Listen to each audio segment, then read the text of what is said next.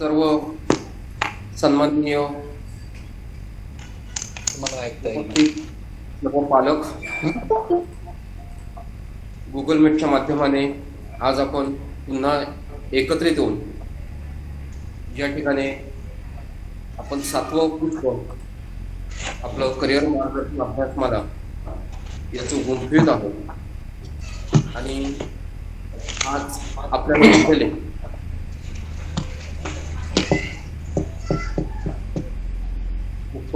जिल्हाधिकारी झिरवळ साहेब अत्यंत खडतर प्रवासात माणसं नेहमीच म्हणतात की इच्छा असेल तर मार्ग सापडतो आणि अशी इच्छेला गवसणी घालून ते यशाच्या शिखरावर पोचलेले असे झिरवळ साहेब आपल्याला लाभतात आहेत. ते आपल्या गावाजवळचेच आहेत, आपल्याला त्यांचा परिचय होणारच आहे. मी प्रथमतः सर्व उपस्थित पालक, विद्यार्थी, काही मान्यवरही आपल्याला आज उपस्थित झालेत.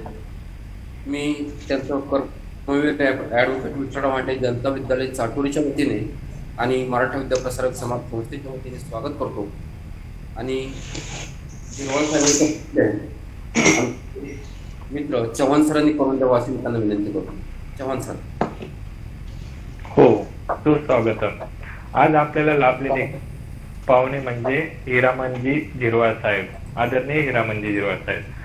कर्मवीर ॲड विठ्ठलराव हांडे जनता विद्यालय चाटोरी यांच्या संयुक्त विद्यमाने व आमच्या विद्यालयाचे आदरणीय मुख्याध्यापक श्री धुळे सर यांच्या संकल्पनेतून करिअर व्यवसाय व्याख्यानमाला पुष्प 7वे गुंफण्यासाठी आज आदरणीय श्री हिरामनजी झिरवाळ साहेब या ठिकाणी उपस्थित आहेत.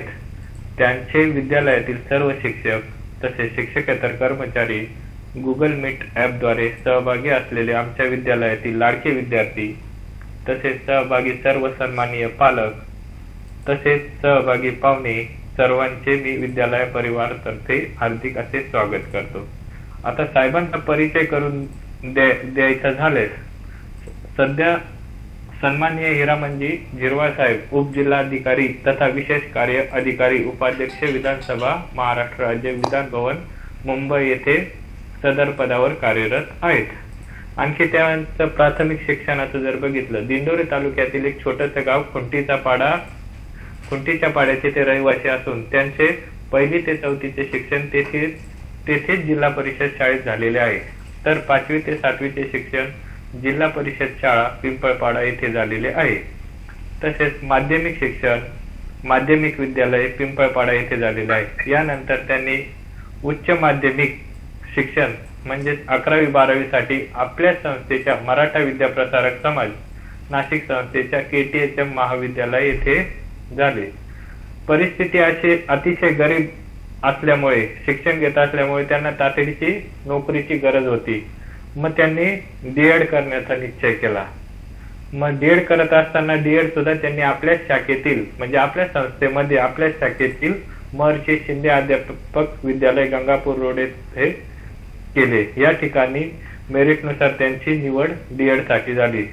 D.Ed शिक्षण झाल्यानंतर त्यांनी 6 वर्ष प्राथमिक शिक्षक म्हणून नाशिक महानगरपालिकेत नोकरी सुद्धा केली. नोकरी करत असताना त्यांनी सावित्रीबाई फुले पुणे विद्यापीठाची बहिस्थ विद्यार्थी अंतर्गत BA पदवी प्राप्त केली.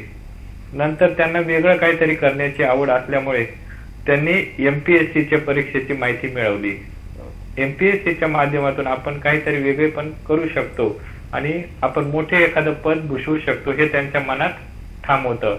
मग आदरणीय झिरवाळ साहेबांनी ग्रामीण भागामध्ये असल्या कारणाने त्यांना ग्रामीण भागातील खूप जाण होती. म्हणजे ग्रामीण भागातील विद्यार्थ्यांसाठी मदत करणे, प्राथमिक शिक्षक म्हणून काम करत असताना त्यांनी तेथील पालकांचे प्रश्न असतील, काही विद्यार्थ्यांचे प्रश्न असतील, परिस्थिती, आर्थिक क्षमता यांची कल्पना त्यांना उत्तम होती. म्हणून प्राथमिक शिक्षक म्हणून कार्यरत असताना त्यांनी अनेक विद्यार्थ्यांची फी सुद्धा भरली, गणवेश खरेदी करून देणे, वह्या पुस्तके, इतर शैक्षणिक साहित्य देऊन मदत केली. तसेच जर आपण 2008 मध्ये ते MPSC पास झाल्यानंतर तहसीलदार ह्या पदावर सुद्धा त्यांनी काही दिवस काम केलं. मग कर्म ही सेवा मानत त्यांनी एकरूप राहिल्याने त्यांना उपजिल्हाधिकारी म्हणून बढती मिळाली. आता सध्या आदरणीय हिरामनजी झिरवाळ साहेब हे सध्या विधानसभा अध्यक्ष कार्यकारी अधिकारी मंत्रालय मुंबई येथे काम करत आहे. आता हा झाला त्यांचा छोटासा परिचय. आता मी साहेबांना विनंती करतो की त्यांनी आमच्या लाडक्या विद्यार्थ्यांना मार्गदर्शन करावे. नमस्ते. आवाज आवाज येतोय? एकदा कन्फर्म करा फक्त. हो येतोय हो हो येतोय. येतोय. थँक्यू. सर्व सर्व विद्यार्थी, पालक, सर्व मित्रांचे स्वागत. त्यानंतर या शाळेचे, आपल्या शाळेचे मुख्याध्यापक धुळे सर आणि त्यांची संपूर्ण टीम, ज्यांनी या व्याख्यानासाठी मला आमंत्रित केलं, त्या सर्वांचं मी आभार मानतो. आभार यासाठी की मी जवळपास 6 वर्ष प्राथमिक शिक्षक होतो आणि 6 वर्ष मी मुलांमध्ये राहिलेलो असल्यामुळं मला मुलांशी बोलणं किंवा मुलांशी कनेक्ट होणं, म्हणजे खरं म्हणजे शिकवणं मला खूप आवडतं. आणि त्यामुळं ती एका अर्थाने ही संधीच आहे की मी आज तुमच्याशी शिक्षकाच्या किंवा मार्गदर्शकाच्या भूमिकेमधून बोलणार आहे. आणि शिकवणं ही एक अतिशय आनंददायी प्रक्रिया असते आणि त्या प्रक्रियेचा भाग आज आपण परत एकदा मला ते अनुभवायला मिळणार आहे. त्यामुळे मी खूप खुश आहे. कारण मधल्या काळात मी तहसीलदार असताना किंवा डेप्युटी कलेक्टर असताना सुद्धा काही वेळा मी एखाद्या गावात व्हिजिटला गेलो तर मी गाडी कुठेतरी ठेवून द्यायचो आणि तिकडच्या शाळेत मुख्याध्यापकांना विनंती करायचो की मी तुमच्या शाळेत एखादा पाठ किंवा एखादी कविता शिकवतो. आणि मग विद्यार्थ्यांना कोणताही परिचय न देता मी सरळ त्या वर्गावर जाऊन एखादा पाठ किंवा एखादी कविता शिकवायचो. म्हणजे मला अजून शिकवायला फार आवडतं. तर त्यामुळे आज परत ही संधी दिल्याबद्दल मी सर्वांचे आभारी आहे. दुसरं, तसा तुमचा आणि माझा जुना ऋणानुबंध आहेच. ओळख करून देताना सांगितलं की मराठा विद्याप्रसारक समाजाचा मी विद्यार्थी आहे. तर मी 11वी 12वी मराठा विद्याप्रसारक समाजाचे KTHM, जे अतिशय मोठं कॉलेज आहे, तिथं केलं. आणि त्यानंतर मग D.Ed पण मी महर्षी शिंदे अध्यापक विद्यालयात केलं, जे त्यावेळचं महाराष्ट्रातलं सर्वोत्तम D.Ed कॉलेजमध्ये गणलं जाणारं एक D.Ed कॉलेज होतं. आणि त्या ठिकाणी मला जे शिक्षक मंडळी लाभली, प्राचार्य आहेर सर होते, संजय काळोगे सर होते, श्याम पाटील सर होते, भागवत सर होते, गांगुर्डे सर, बोडके मॅडम, हांडगे मॅडम, असे खूप चांगला अतिशय अनुभवी शिक्षक वर्ग असल्यामुळं मला एक चांगला शिक्षक म्हणून घडण्याची संधी त्या कॉलेजने उपलब्ध करून दिली. आणि शिवाय त्याच कॉलेजमध्ये एका अर्थाने MPSCचा पाया पण घातला गेला, असं पण म्हणलं तरी हरकत नसावी. कारण अतिशय सुसज्ज ग्रंथालय होतं आणि त्या ग्रंथालयातून हवी ती पुस्तकं सहजपणे उपलब्ध व्हायची. इव्हन पुस्तकं घेण्यासाठी सक्ती केली जायची की विद्यार्थ्यांनी पुस्तकं वाचलीच पाहिजेत. आणि वाचनाचं महत्त्व शिक्षकांनी ज्या पद्धतीने पटवून दिलं, त्याचा फायदा MPSC मध्ये पण निश्चितपणे झाला. तर मित्रांनो, साधारणतः व्याख्यानाची आपण एक 3 टप्प्यांमध्ये मांडणी करूया. एक टप्पा मी थोडक्यात माझा जीवन प्रवास सांगतो. दुसऱ्या टप्प्यात मध्ये आपण साधारणतः विद्यार्थी अभ्यासक्रम काय असतो परीक्षेचा हे आपण थोडं पाहू. आणि तिसऱ्या टप्प्यामध्ये आपण बघूया की सगळ्यात महत्त्वाचं तुमच्यासाठी की आत्ता तयारी करायची म्हणजे नेमकं काय करायचं. तर आता परिचय करून देताना मला सांगितलं की मी अगदी सामान्य कुटुंबातून आलेलो आहे वगैरे, आणि ते खरं पण आहे, त्यात काही म्हणजे चुकीचं नाही. किंवा साधारणतः मी प्रवास माझा काय होता किंवा कसा होता हा खूप जास्त सांगत बसणार नाहीये. कारण काय आहे की साधारणतः प्रवास जो आहे, बरीचशे MPSC फायटर आहेत, इव्हन UPSC फायटर्स पण आहेत, त्या सगळ्यांचा प्रवास हा साधारणतः सारखा असतो बऱ्यापैकी. सगळ्यांच्या वाट्याला काही ना काही संघर्ष आलेला असतो. बिना संघर्षाचं यश हे बहुतेक मिळत नाही. अशी मिळालंय तरी ते फारसं टिकाऊ पण नसतं. त्यामुळे संघर्ष हा प्रत्येकाच्या वाट्याला आलेलाच असतो. तसा तो माझ्या पण वाट्याला आला. आता इथं माझ्या गावाचं नाव सांगितलं, त्याच्यावरून तुमच्या लक्षात आलं की खुंटीचापाडा, जे एक साधारणतः 600च्या आसपास लोकसंख्या असणारं गाव, ज्या गावाला स्वतःची ग्रामपंचायत नाही, ज्या गावाला महसुली गावाचा दर्जा पण नाही, म्हणजे महाराष्ट्राच्या नकाशावर शोधलं तर तुम्हाला हे खुंटीचापाडा कुठेच सापडणार नाही. अशा गावात माझा एका अशिक्षित कुटुंबामध्ये जन्म झाला. आई वडील दोघं पण अशिक्षित होते आणि त्याचा ह्याच्यामध्ये 6 भावंडांमध्ये मी सगळ्यात लहान. तर बाकीचे 4 भाऊ आणि 2 बहिणी, यामधला माझा जो 2 नंबरचा भाऊ आहे तो त्या काळामध्ये त्याने तिकडं त्या गावात राहून बीकॉम केला आणि तो बँकेमध्ये नोकरीला लागला. बाकीचं कोणी शिकलं नाही आणि त्यानंतर मग सगळ्यांनी कुठं 4थी, कोणी 5वी असं करून शाळा सोडून दिल्या. नंतर पुढे मी शिक्षण घेतलं. तर खुंटीचा पाडा गावावरून तुमच्या लक्षात येईल की हे गाव जे आहे, हे या गावाला आमच्या गावात 5 वर्षातनं एकदाच बस येते. अजूनही आमच्या गावाला बस माहित नाही. जी बस येते ती फक्त जेव्हा निवडणुकीचं मतदान पथक असतं त्याला घेऊन येतानाच फक्त बस येते. आमच्या गावाचा आणि बसचा आजही संपर्क नाही. पुढचं सांगायचं झालं तर मी साधारणतः बऱ्यापैकी मोठा असेल तोपर्यंत आमच्या गावामध्ये लाईट पण नव्हती. म्हणजे गावातच लाईट नव्हती. मला आठवतंय चांगलं की लाईट कधी आली ते. आणि माझ्या घरात तर लाईट मी तहसीलदार झाल्यानंतर आलेली आहे. म्हणजे यावरून तुम्ही साधारणतः एक अंदाज लावू शकाल की मी कुठल्या परिस्थितीमध्ये शिकत होतो. माझा सगळा जीवन प्रवास एक थोड्या दिवसामध्ये, काही दिवसांमध्ये एक पुस्तक येतंय आत्मचरित्राचं, ज्यामध्ये आपल्याला व्यवस्थितपणे जर आपली इच्छा असली तर आपल्याला तो वाचायला मिळेल.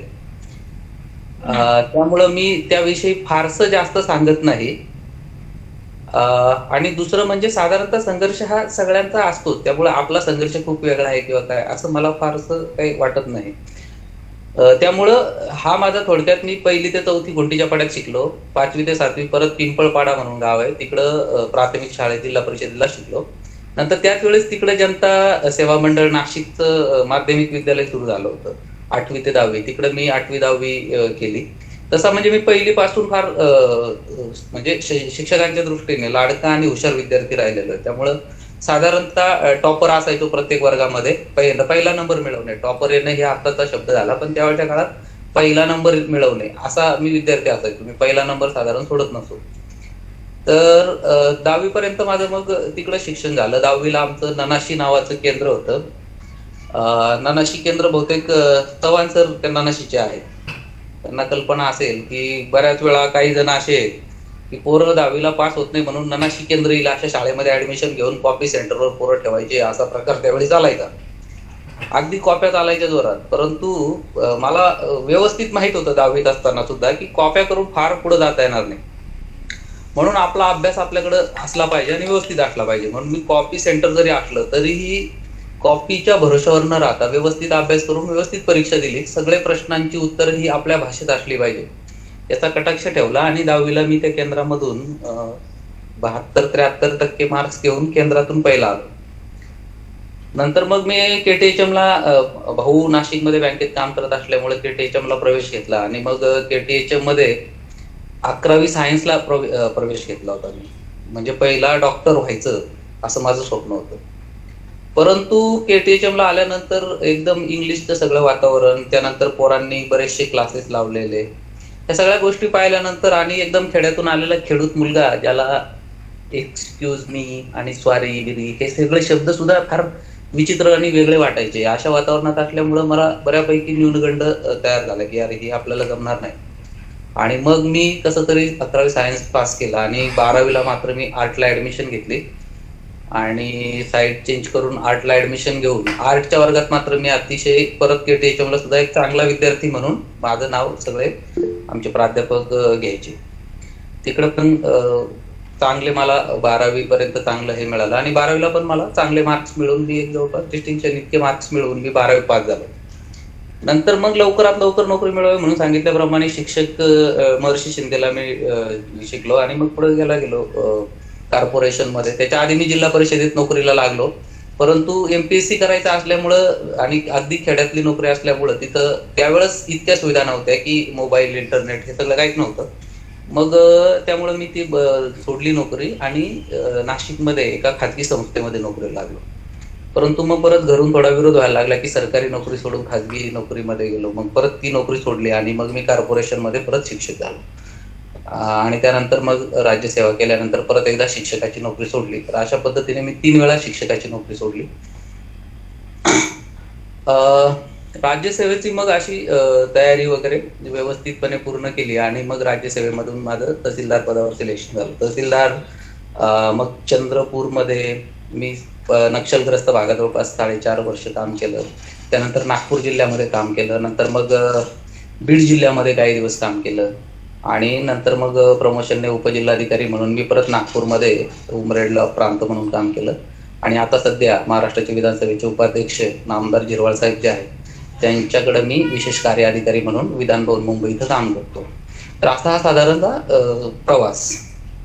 आता ह्याच्यामध्ये आपण जे मी सांगत होतो की मी एक प्रवास सांगतो, दुसरा विषय मी जो सांगतो तुम्हाला मी थोडासा सिलेबस सांगतो, कारण माझ्या मते सगळे 10वी पर्यंतचे मुलं आहेत आणि त्यामुळे मग मला सिलेबसचा जो विषय आहे तो थोडक्यातच सांगायचा आहे आणि सोप्या पद्धतीने सांगतो मी. तर साधारण एमपीएससी मधून ज्या मुख्य 2 परीक्षा होतात त्या म्हणजे एक कंबाईन सर्व्हिसेस एक्झाम जी होते त्याच्यामध्ये PSI, STI आणि असिस्टंट अशा 3 पदांसाठी होते आणि दुसरी होती ती राज्यसेवा. त्या व्यतिरिक्त बाकीच्या पण परीक्षा आहेत, जसं महाराष्ट्र इंजिनिअरिंग सर्व्हिसेस आहे, अशा पण परीक्षा आहेत. परंतु महत्वाच्या ज्या मुख्य परीक्षा होतात त्या ह्या 2 होतात. त्याच्यामध्ये आपण कंबाईन सर्व्हिसेस आणि राज्यसेवा अशा 2 परीक्षा होतात. मग ह्या 2 परीक्षांमध्ये साधारणतः फरक काय आहे आणि साम्य काय आहे याचा जर आपण विचार केला तर याच्यामध्ये काय आहे की राज्यसेवा जी आहे PSI, STI आणि असिस्टंट ही पदं भरली जातात. तर PSI हे जे पोलीस विभागातलं पद आहे, STI म्हणजे सेल टॅक्स इन्स्पेक्टर आणि असिस्टंट मंत्रालयीन सहाय्यक कक्ष अधिकारी अशा 3 पदं ह्याच्यातून भरले जातात. ह्याची जी पूर्व परीक्षा होते, राज्यसेवेची जी पूर्व परीक्षा होते त्याच्यामधून मात्र उपजिल्हाधिकारी, त्यानंतर तहसीलदार, DYSP पासून वर्ग 2 पर्यंतची बरीच पदं आहेत ती भरली जातात. तर मुख्य फरक असा आहे की राज्यसेवेमध्ये बऱ्याच विभागांची पदं भरली जातात आणि ह्या PSI, STI, असिस्टंट ही जी एक्झाम होते त्यामधून 3च पदांची भरती होते. तर यामध्ये जो राज्यसेवेचा म्हणजे आपण ह्याच्या कंबाईन आणि राज्यसेवा असा आपण एक शब्द प्रयोग करूया. तर कंबाईन जी परीक्षा आहे तिच्यात आणि राज्यसेवेमध्ये काय फरक आहे, तर कंबाईनची जी पूर्व परीक्षा होते या दोन्ही परीक्षांची जी साधारण पूर्व, मुख्य आणि मुलाखत असे 3 टप्पे असतात. तर कंबाईनची जी पूर्व परीक्षा होते ती 100 मार्कांची असते आणि राज्यसेवेची पूर्व परीक्षा जी होते ती 200 मार्कांची असते. 200 मार्काचे 2 पेपर असतात, असे 400 मार्कांचे होते. हे पहिला फरक असा आहे की राज्यसेवेचे पूर्व परीक्षा ही 200 मार्कांचे 2 पेपर अशी 400 मार्कांची होते आणि PSI, STI, असिस्टंटची एकच पेपर असतो 100 मार्कांचा अशी पूर्व. आणि जर आप पूर्व परीक्षा पास केली तर मग मुख्य परीक्षेला आपल्याला प्रवेश मिळतो. तर मुख्य परीक्षेमध्ये एकूण 2 पेपर असतात. त्याच्यामध्ये PSI ला त्याच्यामध्ये 2 पेपर असतात आणि प्रत्येक पेपरला 200 गुण अशी 400 मार्काची मुख्य परीक्षा होते. राज्यसेवेमध्ये मात्र एकूण 800 मार्काची परीक्षा होते आणि 6 पेपर असतात. 6 पेपर मधले पहिला पेपर जो असतो तो मराठीचा असतो 100 मार्काचा, दुसरा पेपर इंग्लिशचा 100 मार्काचा, त्यानंतर मग 150 असे सामान्य अध्ययनचे 4 पेपर होतात 150 मार्कांचे, त्याचे होतात एकूण 600. म्हणजे 600 आणि भाषेचे 200 असे मिळून 800 मार्कांची ती परीक्षा होते. त्यानंतर मग मुलाखतीच्या टप्प्यावर जर गेलं तर कंबाईन मध्ये फक्त PSI ला ग्राउंड आणि मुलाखत आहे, STI आणि असिस्टंटला मुलाखत नाही. तर तिकडे मुलाखत 2 पदांना नाही, PSI ला ग्राउंड आणि मुलाखत असा एक टप्पा होतो आणि राज्यसेवेला मात्र सगळ्या पदांसाठी कंपल्सरी मुलाखत होते. तर हा झाला मुख्य परीक्षा म्हणजे प्रिलियम, मुख्य आणि मुलाखत या 3 टप्प्यावर या 2 परीक्षांमध्ये काय फरक आहे हा झाला. आता अभ्यासक्रमाचा जर विचार केला तर अभ्यासक्रम पण तसाच आहे, कारण याचा PSIचा आणि असिस्टंटचा जो अभ्यासक्रम आहे तो तुलनेने थोडासा कमी आणि थोडा सोपा असा वाटणारा आहे.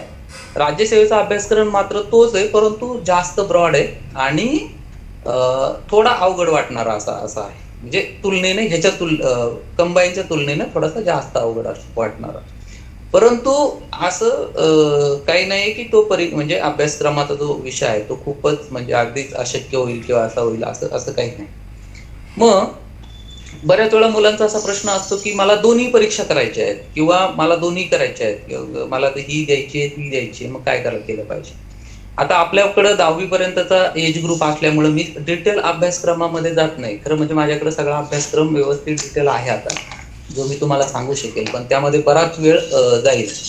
त्यामुळं मी अभ्यासक्रमाचे जास्त डिटेल्स सांगत नाही. फक्त याच्यामध्ये जसं मी फरक सांगितला तसा दोन्ही परीक्षांमध्ये सारखेपण काय आहे, तर सारखेपण हे की राज्यसेवेची जी मुख्य परीक्षा असते त्याच्यामध्ये निबंध, भाषांतर आणि सारांश असे मराठी आणि मराठी व्याकरण असे मिळून मराठीचा पेपर होतो आणि इंग्लिशचा पण एक पेपर होतो. त्याच्यामध्ये पण निबंध आहे, भाषांतर आहे, सारांश लेखन आहे आणि व्याकरण आहे, याचा एक पेपर होतो.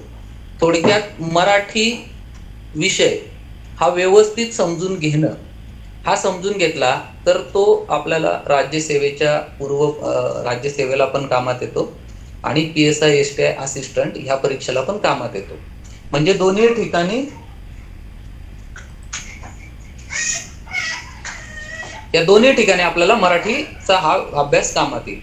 इंग्लिशचं पण तसंच आहे की जो राज्यसेवेला पण तो पेपर, राज्यसेवेला पण इंग्लिशचा अभ्यास आहे आणि PSI STI असिस्टंटला पण आहे. त्याच्यानंतरचा जो विषय येतो तो येतो मुख्य जे विषय आहेत त्याच्यामध्ये येतो इतिहास. इतिहासाचा जर विचार केला तर इतिहास हा विषय दोन्ही परीक्षांमध्ये परीक्षेला पण आहे, म्हणजे राज्यसेवेच्या पण पूर्वला आहे आणि PSI STI पण पूर्वला आहे. शिवाय दोन्ही परीक्षाच्या मेन्सला पण आहे. म्हणजे इतिहास हा विषय दोन्ही परीक्षेला पूर्वमध्ये पण आहे आणि मुख्यमध्ये पण आहे. त्यानंतर भूगोल हा पण विषय असा आहे जो दोन्ही परीक्षांच्या पूर्वमध्ये पण विचारला जातो, GS मध्ये आणि मेन्स मध्ये पण विचारला जातो. त्यानंतर राज्य व्यवस्था, ज्याला सध्याच्या भाषेत तुम्ही जे शिकतात त्याला नागरिक शास्त्र आपण जे म्हणतो तो सुद्धा. आणि मग आहे अर्थव्यवस्था आणि मानवी विकास. हे जे विषय आहेत हे विषय दोन्ही घटकांमध्ये कॉमन आहेत.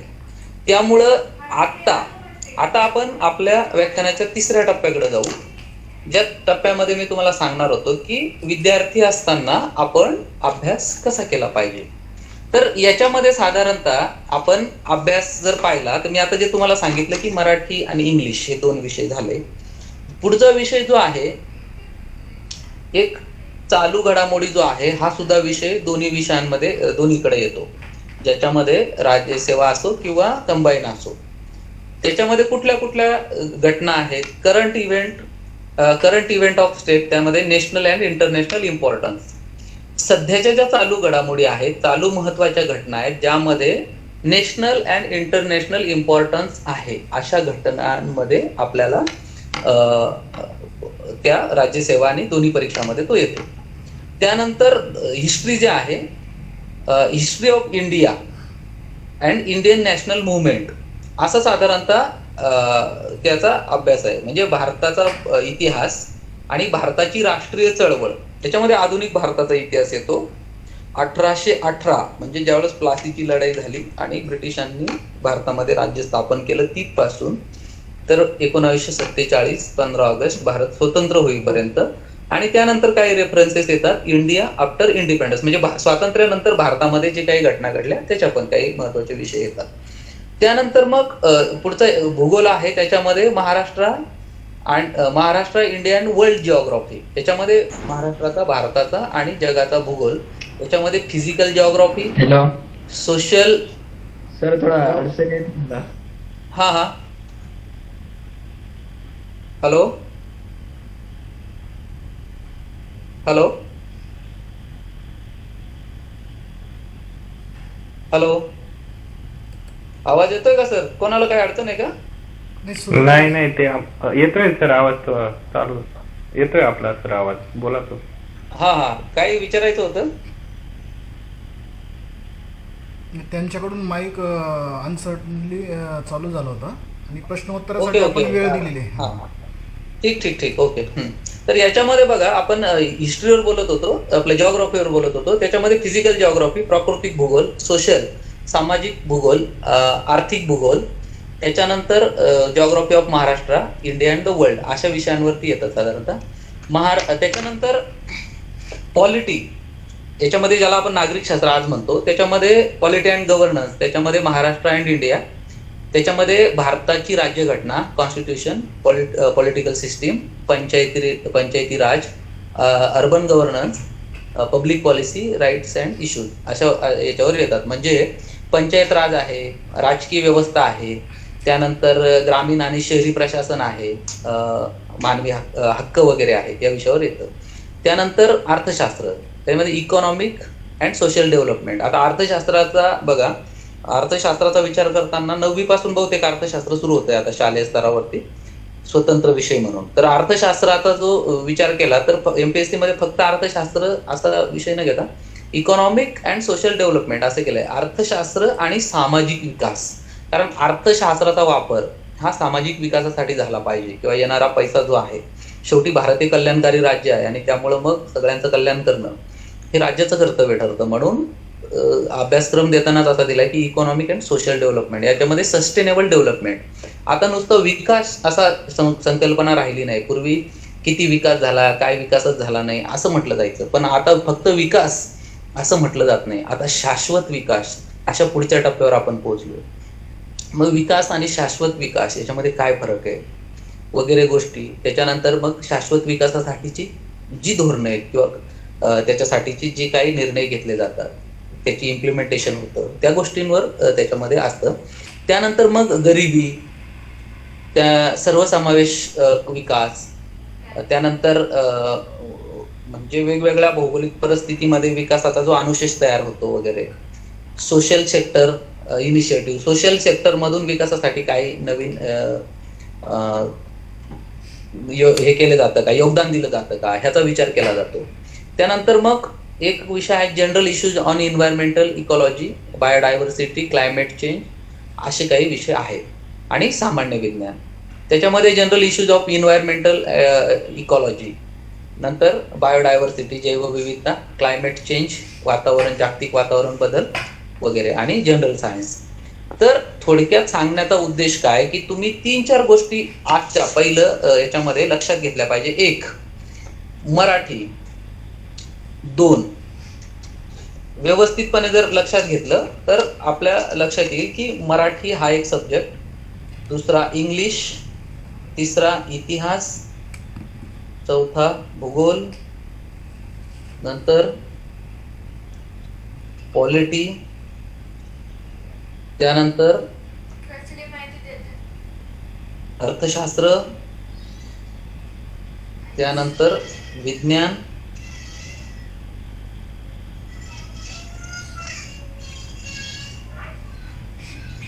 हे जे विषय आहेत हे विषय तुम्ही नव्यानं शिकताय असं मला वाटत नाही. म्हणजे आता जर मी तुमच्या वर्गामध्ये येऊन एखाद्याला प्रश्न विचारला की बाबा तुमच्यापैकी किती लोक एमपीएससीचा अभ्यास करतात, खरंच करतात का? आता एवढी 5-6 व्याख्यानं तुम्ही ऐकली आणि वेगवेगळ्या व्याख्यात्यांनी तुम्हाला वेगवेगळ्या पद्धतीने समजून सांगण्याचा प्रयत्न केलाय, त्यांच्या पद्धतीने व्यवस्थित सांगितलंय. तर तुमच्यापैकी किती लोक एमपीएससीचा अभ्यास करतात? तर कदाचित फार कमी लोक असं असतील की ते म्हणतील की सर आम्ही एमपीएससीचा अभ्यास सुरू केलाय. एमपीएससीचा अभ्यास सुरू केलाय म्हणजे काय की तुम्ही चालू घडामोडीचं एखादं पुस्तक वाचत असाल, किंवा एखादं सर्वसामान्य जे पुस्तक आहे, जे बरेच जण जे पुस्तक वापरतात, असं एखादं सर्वसमावेशक पुस्तक, ज्याला आता महाराष्ट्रामध्ये तात्याचा ठोकळा, एकनाथ तात्याचा ठोकळा नावाचं जे पुस्तक आहे ते पुस्तक बरीच मुलं वापरतात. तर ते पुस्तक वाचत असाल अशी थोडीशी मुलं सांगतील मला की ते आम्ही वाचतोय. परंतु बाकीचे जण म्हणतील की नाही आम्ही अजून तर अभ्यास काही चालू केलेला नाही एमपीएससीचा. पण मला असं म्हणायचंय की खरं म्हणजे एमपीएससीचा वेगळा अभ्यास तुम्हाला, आता तुम्ही 8वी 9वी 10वीत असाल तर तुम्ही वेगळा अभ्यास करायची, आता मी जेव्हा तुम्हाला सिलेबस सांगितला तेव्हा तुमच्या लक्षात आलं असेल की एमपीएससीला तुम्हाला आज फार वेगळा अभ्यास करायची काही गरज नाही.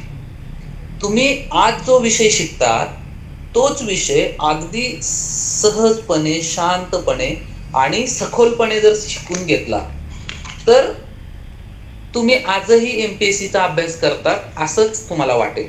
आणि ह्याच्यात बघा की जेव्हा त्याचं कसं आहे की मराठी, तुम्ही मराठी व्याकरण शिकलात, शब्दांच्या जाती असतील किंवा तुम्हाला आज निबंध लेखन आहे, पण आजचं निबंध लेखन आपण कसं करतोय की काहीतरी 15-20 मार्क मिळवायचे म्हणून काहीतरी इकडे कुठंतरी वाचायचं आणि काहीतरी लिहून टाकायचं आणि मोकळं व्हायचं. किंवा आज आपल्याला जे व्याकरण आहे, व्याकरणामध्ये खूप आहेत, समास आहे, संधी आहे, शब्दांच्या जाती वगैरे सगळ्याच गोष्टी आहेत, पण आपण ते त्या अँगलने करतोय का? माझा फक्त उद्देश एकच आहे की तुम्ही अभ्यास करत नाही असं नाही, तुम्ही सगळेजण अभ्यास करताय. तुम्हाला सगळ्यांना आज मराठीचा पेपर द्यावा लागतोय, सगळ्यांना इंग्लिशचा पेपर द्यावा लागतोय, सगळ्यांना सायन्सचा पेपर आहे, सगळ्यांना इतिहास आहे, भूगोल आहे, नागरिकशास्त्र आहे, अर्थशास्त्र आहे, हे सगळ्या गोष्टी आज आहेतच ना. मग एमपीएससीने काही वेगळा अभ्यासक्रम शोधून आणलाय का? मुळीच नाही. जो तुम्ही शालेय स्तरावरचा अभ्यासक्रम आहे तो जर बारकाईनं आत्ता केला तर तुमचा जो फाउंडेशन आहे, जो पाया आहे, तो आजच एकदम व्यवस्थित होईल. ज्याच्यात नंतर तुम्हाला फक्त म्हणजे जसं आपण म्हणतो की एक बिल्डिंग असते आणि जी बिल्डिंग उभी करायची असेल तर सुरुवातीला एक आरसीसीचा सांगाडा आपण उभा करतो. आरसीसीचा सांगाडा उभा झाल्यानंतर हळूहळू त्याला भिंती होतात, मग त्याला जरा आकार यायला लागतो आणि मग नंतर मग आपण काय करतो, फायनली तिला काय, जेव्हा आपण फ्लॅट ताब्यात घेतो किंवा आपण बंगला ताब्यात घ्यायची वेळ येते किंवा आपण जेव्हा फायनली राहायला जातो त्याच्या आधी आपण त्याच्यात नळ बसवतो, त्याच्यात लाईट बसवतो, त्याला छान कलर करतो. हे कधी करतो आपण? शेवटी. म्हणजे सुरुवातीला आपल्याला जो सांगाडा करायचा आहे किंवा जो सांगाडा आहे परीक्षांचा, स्पर्धा परीक्षांचा, तो तुमच्या हातात आहे आज.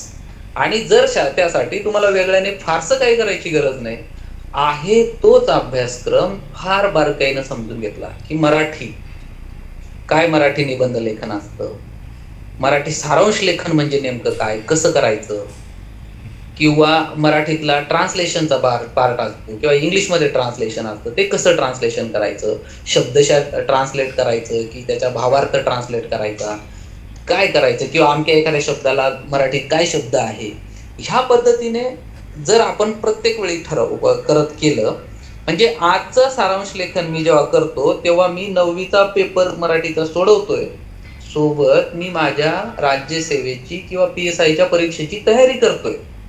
ही भावना जर असेल तर ते शक्य आहे. दुसरं, इंग्लिशच्या बाबतीत बोलू की इंग्लिशचा निबंध तुम्हाला आजही आहे आणि तो नंतर लिहायचा आहे. म्हणजे तुम्हाला मग तो आजच त्या अँगलने तयारी केलेली काय वाईट आहे? कारण नंतर कधीतरी जाणार, ग्रॅज्युएट होणार आणि मग आता मला एमपीएससी द्यायची, मग धावपळ करणार आणि प्रचंड मग प्रेशर येणार अभ्यासाचं आणि मग तेव्हा आपण निबंधाची तयारी करणार. त्यापेक्षा शालेय वेळामध्ये आपल्याला जेव्हा निबंध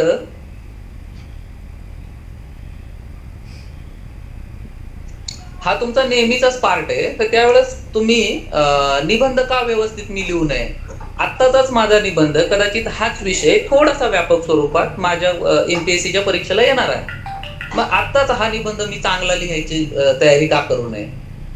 किंवा आत्ताचं सारांश लेखन असेल, आत्ता मराठी व्याकरण आहे, आत्ता इंग्लिश व्याकरण आहे. म्हणजे मी पाहिलं, आता तुम्हाला गंमत सांगतो की माझ्या गावात तुम्हाला मी सांगितलंय, अशा ठिकाणून आलेला माणूस की मला राज्यसेवेच्या परीक्षेत, मुख्य परीक्षेमध्ये मराठीला चांगले मार्क्स आहे, बहुतेक 80-90 काहीतरी मार्क आहेत, आणि त्याच वेळेस मला इंग्लिशला 40 मार्क आहे.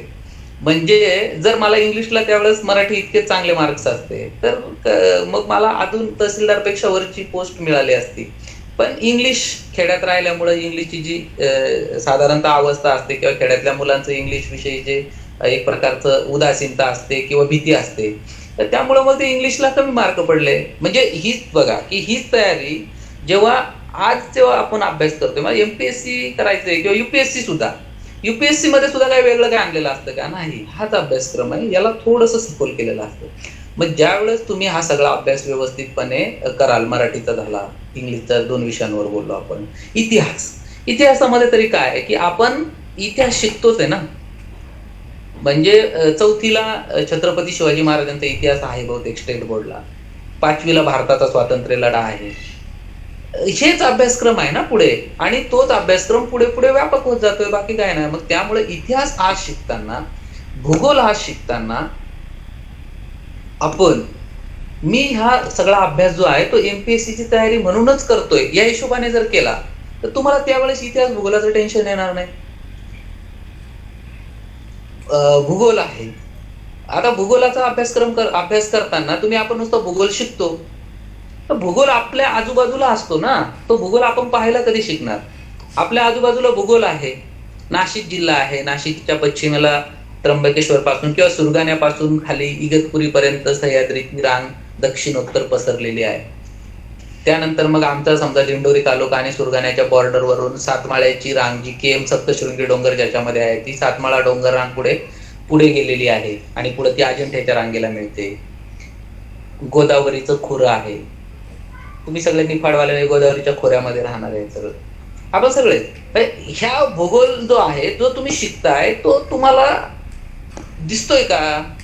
किंवा तुम्ही बाहेर चाललाय, कुठेतरी बाहेर फिरायला चाललाय घरच्यांबरोबर, किंवा तुमच्या सहली बरोबर चाललाय, तर तुम्हाला जो शिकवलेला भूगोल आहे तो तुम्हाला कुठं दिसतोय का? तुम्ही निघोजला गेले, तुम्हाला रांजण खळगे दिसतील, पण अगदी निघोजला जायची गरज नाही. नाशिकच्या तपोवनात आले तरी आपण रांजण खळगे पाहू शकतो, पण आपण बघतो का?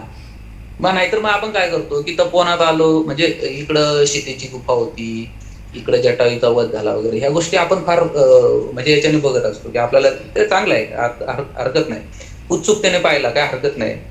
बट त्यासोबत त्या परिसराची भौगोलिक वैशिष्ट्ये काय आहे जी तुम्ही पुस्तकात पाहिली, ती वैशिष्ट्ये तिथं दिसत आहे का? समजा नाशिक मधली शेती ही वेगळी आहे, परंतु त्याच वेळेस तुम्ही मराठवाड्यात गेलात, शेती वेगळी दिसेल, विदर्भात गेला वेगळी शेती दिसेल, फरक दिसेल. आपल्या इथं द्राक्षाच्या बागा दिसतील, सिमला मिरची दिसेल, टोमॅटो, काकडी, याच्या म्हणजे भाज्या दिसतील वेगवेगळ्या. आपण विदर्भात गेलात किंवा मराठवाड्याच्या मध्ये गेलात तर फक्त कापूस दिसेल, सोयाबीन दिसेल, मूग, उडीद अशी पिकं दिसतील. हा फरक पडत चालला.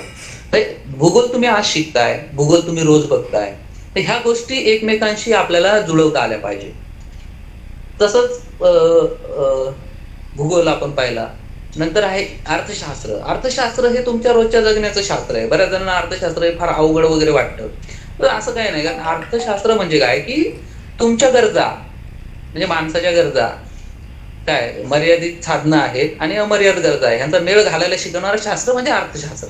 अशी अर्थशास्त्राची व्याख्या साधारण केली जाते. मग ही जर अर्थशास्त्र अशा पद्धतीचं शास्त्र आहे की तुमच्या गरजा काय किंवा तुमच्या इथलं अर्थशास्त्र काय, तो आपण छोटी छोटी सुरुवात करू शकतो की चल यार माझ्या घरचं अर्थशास्त्र काय मला समजून घ्यायला पाहिजे की माझे वडील शेतकरी आहेत, त्यांनी शेतीत काय काय लावलेलं असतं, त्याच्यामध्ये शेतीत काय काय इनपुट्स द्यावे लागतात, म्हणजे पहिले काय काय की बियाणं काय लागतं, जमीन कोणती कशी लागते, किती लागते, किंवा माझ्याकडे 2 एकर जमीन आहे, त्या 2 एकर जमिनीमध्ये काय करू शकतो, बियाणं किती, खतांचे पैसे किती, पेस्टिसाइड कितीचं लागतं, त्यातून उत्पन्न मग निघणारं उत्पन्न किती, मजुरी किती जाते, आणि मग समजा मजुरी प्लस हे सगळं जाऊन मला एवढं उत्पन्न मिळतं.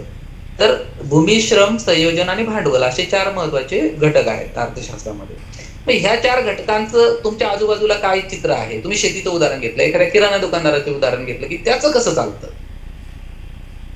त्याच्यात त्याला भूमी म्हणजे दुकानाची जागा लागते, श्रम म्हणजे तो स्वतः काम करतो, शिवाय त्याच्या दुकानात 1-2 माणसं काम करतात, भांडवल म्हणजे तो जितक्या वस्तू आणतो दुकानात विकायला त्याच्यासाठी जो पैसा लागतो तो भांडवल, आणि हे सगळं मॅनेज करणं म्हणजे संयोजन.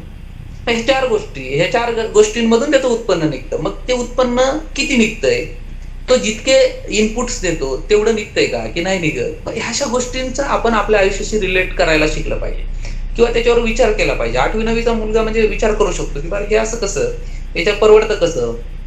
सहज एखादा तुम्ही कोणाला विचारून बघा, त्याच्या आटपरीवाल्याशी गप्पा मारून बघा की तो किती निघतं, किती उत्पन्न काढतो. ह्या गोष्टींमधून आपल्याला ह्या गोष्टी हळूहळू आपल्याला कुठेपर्यंत न्यायचे आहे, तर आंतरराष्ट्रीय नाणेनिधीपर्यंत आपल्याला ह्या गोष्टी समजायच्या आहे, भारताच्या रिझर्व्ह बँकेपर्यंत ह्या समजून घेता येतील, पण त्या हळूहळू. मग ह्या हळूहळू आपण आता अभ्यासक्रमामध्ये जी साधारणतः आपल्याला छोट्या छोट्या गोष्टी असतात, बँक सिस्टीम काय, बँकेचं ठेवीदारांना पैसे घेते, तेच पैसे व्याज दुसऱ्यांना वापरायला देते. मग ठेवीदारांकडून पैसे घेतल्यावर समजा मी 1000 रुपये बँकेत ठेवले तर बँक मला त्याच्यावर 700 रुपये व्याज देते. पण मी 1000 रुपयाचं कर्ज घेतलं तर त्याच्यावर मला ती 1200 रुपये व्याज आकारते. म्हणजे देताना मला 700 रुपये कर्ज देते आणि घेताना 1200 रुपयाचं व्याज आकारते. म्हणजे 500 रुपयाचा डिफरन्स आहे. हा 500 रुपयाचा फरक बँक कुठं वापरते, बँक नेमकी चालते कशावर. मग समजा आरबीआय हे हळूहळू समजून घेतलं की मग पुढचं बाकीच्या गोष्टी समजतात. जसं रिझर्व्ह रेपो रेट काय, रिव्हर्स रेपो रेट काय, हे सगळ्या गोष्टी नंतर समजतात. किंवा भांडवल बाजार काय, ह्या गोष्टी आपल्याला हळूहळू त्याच्यातनं पुढे शिकायला मिळतात. तसंच चालू घडामोडींचा एक विषय. चालू घडामोडी काय की आपल्या आजूबाजूला घडणाऱ्या गोष्टी, आपल्या आजूबाजूला घडणाऱ्या गोष्टी अशा गोष्टी की ज्या आपल्या म्हणजे जगण्यावर सकारात्मक किंवा नकारात्मक परिणाम घडवतात. अशा गोष्टी आपल्या आजूबाजूला कोणत्या घडतात किंवा शासन त्या अनुषंगाने काय बदल करतं, ह्या गोष्टींचा बारकाईनं अभ्यास. आता कोविड, आता सगळे गेले आपल्या याच्यामध्ये गेल्या 2 वर्षापासून आपण सगळे कोविडमध्ये अडकलेलो आहोत. मग कोविडची पहिली लाट आली, त्याच्या आधी पहिल्या लाटेच्या आधी एक देशव्यापी लॉकडाऊन झालं. मग पहिली लाट आली, त्यानंतर मग काही काळ थोडासा रिलीफ मिळाला आणि परत मग दुसरी लाट आली आणि आता आपण दुसऱ्या लाटेतनं हळूहळू सावरतोय. मग बऱ्याच वेळा तावातावाने चर्चा केली जाते की कोविडला असं झालं, कोविडमध्ये कसं झालं, ह्या झालं त्या झालं, माझा धंदा बसला, असं काहीतरी वाक्य. धंदा बसला म्हणजे नेमकं काय झालं हे आपण त्याच्याकडून समजून घ्यायला हवं की नेमकं काय झालं. तुम्ही कसे पैसे मिळवत होतात, तुम्ही कसे पैसे टाकत होतात आणि ते समजा तुम्ही किती पैसे टाकत होता, तुम्हाला किती निघत होतं, त्याच्यातून कसं तुमचं कुटुंब, ह्या गोष्टी थोड्याशा जिज्ञासेने बघितल्या पाहिजे. चालू घडामोडींवर या पद्धतीने आपलं लक्ष पाहिजे. किंवा आता तालिबानचा जो विषय चालू आहे अफगाणिस्तान, तर बातम्यांवर चालू आहे, पेपरला येतंय किंवा वेगवेगळ्या. काय होतं की बऱ्याच वेळा आपला थोडासा फोकस चुकतो, म्हणजे सगळ्यांचाच. बऱ्याच वेळा असं आपल्याला इंटरेस्ट असतं की तालिबान्यांनी केलेल्या फायरिंग मध्ये 100 लोक मेले किंवा रस्त्यावरच्या 10 लोकांना गोळ्या घालून मारलं. ह्या बातम्या आपण फार बारकाईनं वाचतो.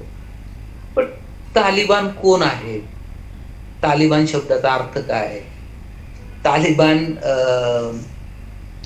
च्या मागची त्यांची भूमिका काय आहे, त्यांचा उदय कसा झाला, ते आता किंवा इतके दिवस ते थांबले होते तर का थांबले होते आणि आता एकदम ते कसे सत्तेत आले, किंवा त्याच्या म्हणजे हे ज्या गोष्टी आहेत ना, ह्या आपल्याला त्याच्या मागून समजून घेता आल्या पाहिजे. आपल्याला इन्स्टंट थोड्या वेळासाठी किंवा ज्या गोष्टी त्या अशा बऱ्याच वेळा अट्रॅक्टिव्ह बातम्या वगैरे वाचण्याची सवय असते आणि जशा अट्रॅक्टिव्ह बातम्या आपण लोक वाचतो तशाच बातम्या दिल्या पण जातात. त्यामुळं त्या बातम्या फक्त म्हणजे नुसती बातमी वाचण्यापेक्षा, किंवा आता आपण हे ऐकलं किंवा कोकणमध्ये ते वादळ आलं आणि मोठ्या प्रमाणावर महापूर झाला आणि बरंचसं नुकसान झालं.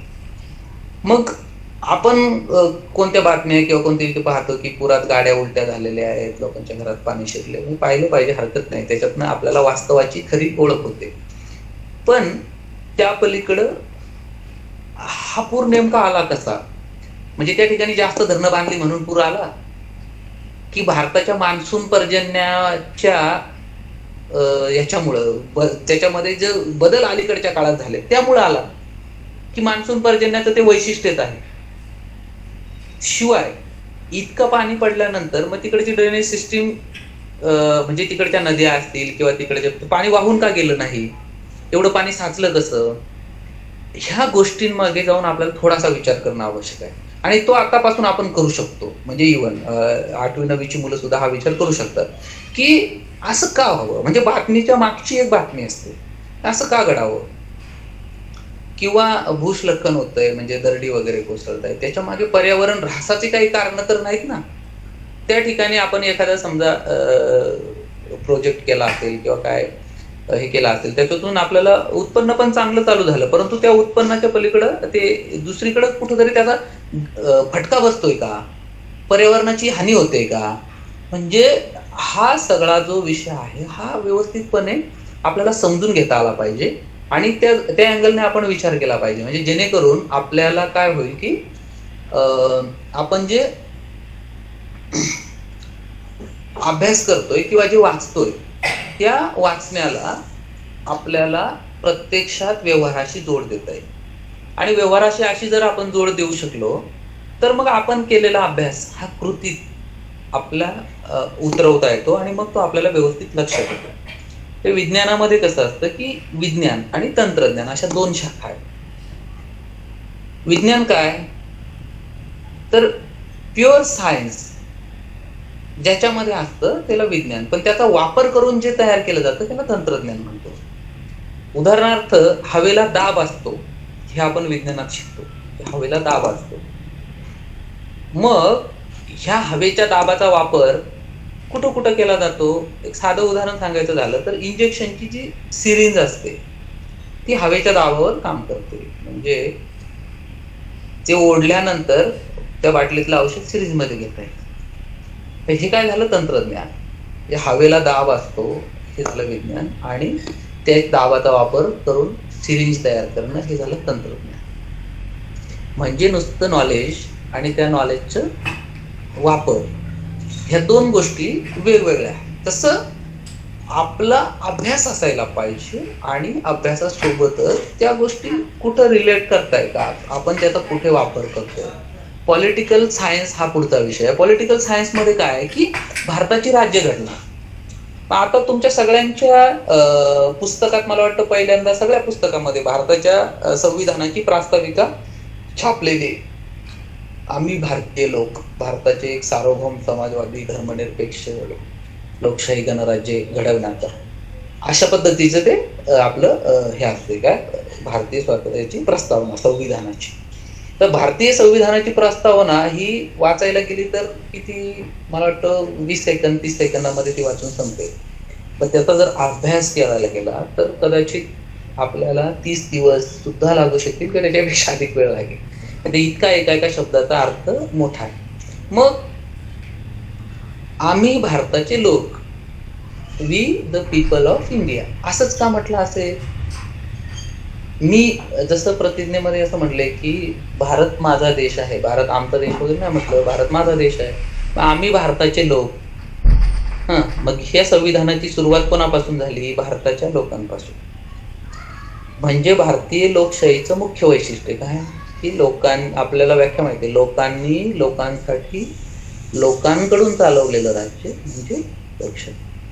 मग ही लोकशाही भारताची पार्लमेंट संसद, त्याच्यामध्ये लोकसभा राज्यसभा, महाराष्ट्र राज्याचा विचार केला तर महाराष्ट्र राज्याची विधानसभा आणि विधान परिषद अशी येते. तिथून खाली आलं तर प्रत्येक तालुक्याला किंवा त्याच्यानंतर मग त्याचं विकेंद्रीकरण व्हावं सत्तेचं म्हणून प्रत्येक जिल्हा परिषदांची निर्मिती करण्यात आलेली आहे, पंचायत समित्यांची निर्मिती करण्यात आली आणि ग्रामपंचायतींची सुद्धा निर्मिती करण्यात आली. आणि ग्रामपंचायतीच्या ग्रामसभा ह्या कंपल्सरी घेतल्या जाव्यात म्हणून शासन प्रयत्न करते. त्यासाठी वेगवेगळे शासन निर्णय काढण्यात आलेले, सक्तीचं करण्यात आलेलं आहे की माझ्या गावाच्या विकासामध्ये, माझ्या ग्रामपंचायतीच्या विकासामध्ये फक्त मी दिलेला मेंबर तर तो बोलणारच आहे, आम्ही निवडून दिलेला सरपंच तर बोलणारच आहे, पण सोबतच ग्रामसभेच्या माध्यमातून सर्वसामान्य नागरिक सुद्धा गावाच्या निर्णय प्रक्रियेमध्ये सहभागी होणार आहे. तर ह्या पद्धतीने लोकशाहीच म्हणजे खाली झिरपत कुठपर्यंत ग्रामपंचायतीपर्यंत, आणि ती लोकशाहीला जीवनमूल्य मानलं पाहिजे असं म्हणतात, ती घरापर्यंत आली पाहिजे. म्हणजे हे जे लोकशाहीची जीवनमूल्य आहे, तर ह्या गोष्टी ज्या आहेत ह्या आता आपण ग्रामपंचायत समजून घेऊ शकतो, आपण पंचायत समिती समजून घेऊ शकतो, किंवा पंचायत समितीमध्ये तुमचा एखादा माणूस काम करत असेल, तुमचा नातेवाईक कोणी असेल तर पंचायत समितीमध्ये नेमकं काय काम चालतं, पंचायत समितीचे राजकीय प्रमुख कोण आहे, पंचायत समितीचे कार्यकारी प्रमुख कोण आहे, निर्णय प्रक्रिया कशी चालते, विकासाची कामं कोणती कोणती होतात, ग्रामविकासाची कोणकोणती कामं होतात, ह्या सगळ्या गोष्टी. सोबत शहर विकासाचा जो प्रकार आहे त्याच्यामध्ये महानगरपालिका, त्या महानगरपालिका नगर परिषद आणि नगरपंचायती अशी जी आहे ती शहरकडे आता जाणार आहे. तर ते शहरांमध्ये सुद्धा ही सगळी प्रक्रिया घडत असते. मग ह्या गोष्टी थोड्याशा बारकाईनं डोळे उघडे ठेवून आपण पाहत राहिलो, ऑब्झर्व करत राहिलो, तर आपल्याला हे सगळं सोपं होतं. म्हणून मला आता जे तुम्ही मुलं आहात, तर तुमच्यासाठी मला वाटतं की खूप जास्त हार्ड न सांगता मी या पद्धतीने सांगण्याचा प्रयत्न केला की तुम्ही आज जो अभ्यास करता, तुम्ही आज जे जगत आहात किंवा आपल्या आसपास जे आपण बघत असतो, त्या सगळ्या गोष्टींमधून आपल्याला शिकायला मिळतं. आणि हे शिक्षण आपल्या अभ्यासक्रमात कुठे दिसतंय किंवा आपल्या अभ्यासक्रमात आपण जे शिकलोय गोष्टी, त्या आपल्याला व्यवहारात कुठं दिसत आहे ह्याचा आपल्याला मेळ घालून त्या गोष्टी प्रॉपर समजून घेतल्या, तर मग आपण व्यवस्थितपणे ह्याची तयारी करू शकतो. म्हणजे शालेय जीवनातला जर समजा तुमचा पाया तुम्ही प्रॉपर आणि व्यवस्थित केला, तर मग तुम्हाला कॉलेज मग सेम ती सवय जर तुम्हाला लागली, तर तेच तुम्ही 11वी-12वीला वापरणार, ती सवय तुम्ही डिग्रीसाठी वापरणार. आणि मग कोणत्याही स्पर्धा परीक्षा असतील, तर त्या स्पर्धा परीक्षांमध्ये जेव्हा तुम्ही अभ्यास करायला जाणार, तेव्हा तुमच्या एक गोष्ट लक्षात येईल की अरे हा अभ्यासक्रम खूप वेगळा किंवा काही फार अगदी ते सगळं नवीन आहे असं काही नाही. आपण ह्याचं काही ना काही तोंड ओळख आपल्याला कुठून ना कुठून झालेलीच आहे. तर या पद्धतीने आपण तो अभ्यास नक्की करू शकतो. तर म्हणजे तो सोपा जाईल. आता माझ्या बाबतीत सांगायचं झालं तर मग माझं कसं की माझं शालेय मी तुम्हाला आधी सांगितलं की जरा पहिला नंबर वगैरे मिळवणारा विद्यार्थी होतो मी शाळेत. आणि वाचनाची खूप आवड होती, म्हणजे वाचायचं, खूप जास्त वाचायचं. आमच्या गावामध्ये किंवा त्यावेळेस दूरदर्शन म्हणजे गावात एखाद्याच्याच घरी टीव्ही असायचा, तो पण फार उशिरा आला टीव्ही, म्हणजे तोपर्यंत तर टीव्हीच नव्हता. आणि मग आता दुसरी काही साधनं नव्हती, मोबाईल वगैरे काही नाही, त्यामुळे मग वाचन हेच एक मोठं साधन होतं. त्यामुळं वाचत राहिलं पाहिजे आणि वाचलेल्या गोष्टींवरती आपल्याला थोडंसं विचार आपण स्वतःहून केला पाहिजे. त्या बाबतीत आपली काही मतं ती साधी असतील, छोटी असतील, पण ती तयार झाली पाहिजे. आणि मग त्या मतांमधून आपण एक व्यवस्थितपणे विषय समजून घ्यायला लागतो. तो विषय आपल्याला डिटेलमध्ये समजतो. या पद्धतीने आपण ते गेलं तर मग आपल्याला ती राज्यसेवा हे होते. मग मी आता सांगितलं की मग काही नव्हतं, पण वाचन चांगलं होतं. आणि मग राज्यसेवेची पूर्वपरीक्षा मी दिली, पास झालो. मेन्स दिली, पास झालो. म्हणजे पूर्वपरीक्षा दिली तेव्हा मी ग्रॅज्युएट पण नव्हतो, त्यावेळेस मी पूर्वपरीक्षा दिलेली. पण त्यावेळेस असं झालं की इतरांच्या दृष्टीने जी गोष्ट वाईट होती ती मला थोडी चांगली ठरली, की इतरांच्या दृष्टीने ती परीक्षेचा निकाल बराच लांबला आणि त्यामुळे इतरांच्या दृष्टीने ती चांगली गोष्ट नव्हती, परंतु माझ्या दृष्टीने ती चांगली याच्यासाठी की मी ग्रॅज्युएट नव्हतो. आणि जेव्हा मेन्सचा जो निकाल आहे तो बराच वेळ लांबल्यामुळं मधल्या काळात मी ग्रॅज्युएट होऊन गेलो. आणि ग्रॅज्युएट झाल्यानंतर मला मेन्सला मी ग्रॅज्युएट असल्याचं प्रमाणपत्र जोडता आलं. आणि मग मेन्सला मी ग्रॅज्युएटचं प्रमाणपत्र दिलं आणि मग मी मेन्स दिली. मेन्स पास झालो आणि मग मी पुढे इंटरव्ह्यू पण दिली. इंटरव्ह्यूमध्ये पण मी पहिल्या याच्यातच हे झालं. आणि पहिल्या प्रयत्नात मला अगदी 2 नंबरची पोस्ट, म्हणजे माझं जे चॉईस होता तो पहिला चॉईस होता डेप्टी कलेक्टर आणि दुसरा जो चॉईस होता तो तहसीलदार होता, तर ती दुसरीच पोस्ट मिळाली. अशी बरेच जण तुम्हाला भेटू शकतात. किंवा याच्यापेक्षा UPSC मध्ये सुद्धा अशी खूप अत्यंत हुशार विद्यार्थी आहेत की जे पहिल्या प्रयत्नामध्येच त्यांनी अगदी चांगल्या पोस्ट मिळवल्या. आणि म्हणून ही एक गोष्ट की आज आपण अभ्यास जो करतोय ना, तो आपण उद्याचा भविष्याचाच अभ्यास करतोय असं समजून जर केला तर तुम्हाला बाकी अवघड जाणार. दुसरं बऱ्याच वेळा काय असतं की थोडंसं मुलांना गोष्टी थोड्याशा हे वाटतात की अभ्यास करायचा यार, काय कंटाळा येतो, मग काय ते त्याच्यापेक्षा थोडंसं एन्जॉय करू, मजा करू. ते मी कधी कधी आपल्या सांगत असतो मुलांना की तुम्ही आयुष्याचा आनंद लुटलाच पाहिजे, कारण आयुष्य हे आपल्याला एकदाच मिळतं. आपण आयुष्य मनापासून जगलं पाहिजे आणि भरभरून जगलं पाहिजे. त्यामुळे आयुष्याचा आनंद निश्चितपणे लुटला पाहिजे, पण हा आनंद तुमचं आयुष्य लुटणार नाही याची तुम्ही काळजी घेतली पाहिजे. बरेच जण काय असतात की ते मौज मजा आणि ह्या सगळ्या गोष्टींमध्ये इतके दिवस घालवून देतात की हा वेळ तुम्हाला परत कधीही आणि कुठल्याही परिस्थितीत पुन्हा मिळणार नसतो. तुमचं शालेय जीवन तुम्ही एकदा सुटलं की ते परत नाही मिळणार. कॉलेज जीवन तुमचं सुटलं की ते वर्ष तुमच्या आयुष्यात परत कधीच येणार नाही. आणि मग आज ज्या गोष्टी छान वाटतात, मोठ्या वाटतात, त्या गोष्टी कदाचित नंतर तेवढ्या चांगल्या वाटत पण नाही, की यार मी त्यावेळेस लक्ष दिलं असतं तर आज माझी परिस्थिती चांगली राहिली असती, मी माझ्या कुटुंबाला, माझ्या फॅमिलीला, मुलाबाळांना मी चांगलं आयुष्य देऊ शकलो असतो, पण ते मला देता आलं नाही. त्यामुळे नंतर पश्चाताप करण्यापेक्षा आज थोडंसं स्वतःवर कंट्रोल ठेवणे आणि चांगलं जगत असताना, आनंद घेत असतानाच जबाबदारीची जाणीव ठेवणं आणि आतापासूनच सुरुवात करणं, ह्या गोष्टी ज्या आहेत, म्हणजे start where from you with what you have, make something of it and never be satisfied, असं म्हटलं जातं. की काय, की जिथे आहात तिथून सुरुवात करा, ज्या गोष्टी तुमच्या हातात आहेत तिथून सुरुवात करा. की माझ्याकडे हे नाहीये, माझ्याकडे ते नाहीये, मला असं भेटलं असतं तर मी केलं असतं, मला तसं भेटलं असतं तर मी ते केलं असतं, असे काही जण सांगतात. सबबी सांगणारे खूप असतात, की माझ्याकडे हेच नाही रे, नाही तर मी केलंच असतं, मला हेच भेटलं नाही तर मी केलंच असतं. हे असं म्हणतात की सबब ही लंगडी असते पण ती सगळ्यात जास्त चालते.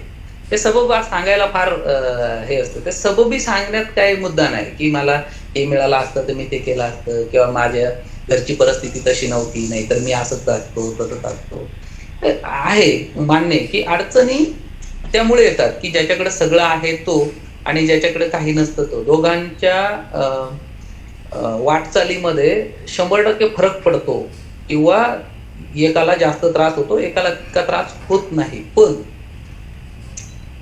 तुम्ही जितक्या संघर्षातनं जाल किंवा जितक्या अडचणीतनं जाल तितकं तुमचं यश जास्त झालं नव्हतं, तसा प्रकार आहे तो. त्यामुळं सबबी सांगण्यापेक्षा start where from you with what you have, जे तुमच्याकडे आहे तिथून सुरुवात करा. Make something of it and never be satisfied. जे तुमच्याकडे आहे त्याचं काहीतरी करा आणि कधीही समाधानी होऊ नका. प्रगतीच्या बाबतीत कधीही समाधानी होऊ नये. नाहीतर आता झालं नाही यार, मिळवलं. बरेच जणांचं असं झालं. आता माझ्याबरोबर पण, किंवा बरेचसे जण असे पण होते की यार झाला ना, आता डीएड झालं, शिक्षक लागलो, बस झालं, संपलं. त्याच्या पुढे चालत राहायचं. त्याच्या पुढे पण आहे. आणि एक ध्येय ठेवायचं की चांगलं, की बऱ्याच वेळा आपण काय विचार करत असतो की हे मिळालं ना, बस झालं, मग काय शांत राहूयात, बस झालं ना, आता निवांत राहूयात. प्रगतीच्या बाबतीत म्हणजे समाधानी माणसाने आयुष्यामध्ये असावं, आयुष्यामध्ये समाधानी असावं. पण प्रगतीच्या बाबतीत असमाधानी राहिलं तर तो माणूस पुढे जात राहतो. जेव्हा तुम्ही म्हणतात की यार आता बस झालं, बस आता काही शिकायचं बाकी नाही राहील, असं शिकायचं बाकी नाही राहिलं म्हटलं तर मग तुमची प्रगती पुढे थांबून जाते, तुम्ही फारसं पुढे काही करू शकत नाही. म्हणून ह्या गोष्टी आपण पाळल्या पाहिजे आणि त्या पद्धतीने आपले प्रयत्न असले पाहिजे. त्यामुळे परिस्थितीचा भाऊ वगैरे काय करायचा नाही, आणि परिस्थिती नव्हती म्हणून मला करता आलं नाही किंवा मी काहीच नाही करू शकलो, असं पण त्याच्याने फारसा काही फरक होत नाही. तर असं आहे. आणि शालेय जीवनापासून कसा अभ्यास केला पाहिजे, म्हणजे मी 3 टप्प्यामध्ये तुमच्याशी बोललोय. एक तर हे काय, शेवटी मी तुम्हाला, मला वाटतं ना 3 टप्पे सांगितले. एक पहिला टप्पा असा सांगितला की मी साधारणतः माझा प्रवास काय होता. दुसरा ह्या दोन्ही परीक्षांचा म्हणजे एमपीएससीचा मुख्य राज्यसेवा आणि कंबाईन ह्यामध्ये साधारणतः फरक काय आहे आणि दोघांमध्ये सारखेपणा काय आहे. आणि पुढे सांगितलं की त्याचा अभ्यास काय, त्याच्यामध्ये कॉमन अभ्यास कुठला आहे बऱ्यापैकी तो सांगितला. आणि तोच पुढच्या टप्प्यामध्ये मी सांगितलं की हा अभ्यास तुम्हाला आतापासून ऍक्च्युली तुम्ही तो अभ्यास करता आहात, फक्त तुम्हाला तोच अभ्यास जास्त बारकाईनं करावा लागेल.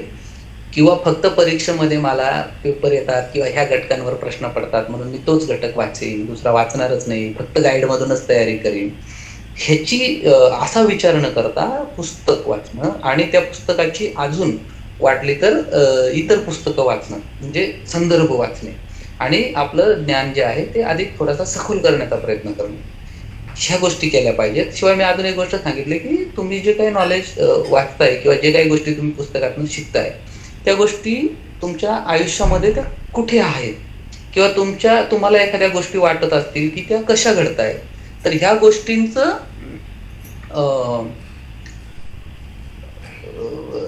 रिलेशन लावणं किंवा त्या जोडता येणं, त्यांचा सहसंबंध जोडता येणं, ह्या गोष्टी किती महत्वाच्या आहेत ह्या मी तुम्हाला सांगितल्या. शेवटी जाता जाता तुम्हाला 2 गोष्टी सांगतो. एक म्हणजे दोन्ही गट असू शकतात आपल्याकडं, की काही जणांचे पालक बऱ्यापैकी असतात, परिस्थिती चांगली असते, चांगली शेती असते किंवा चांगली नोकरी असते, अशी काही मुलं असतात.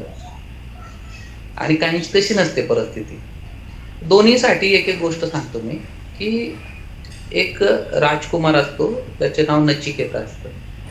त्याचे वडील राजे असतात.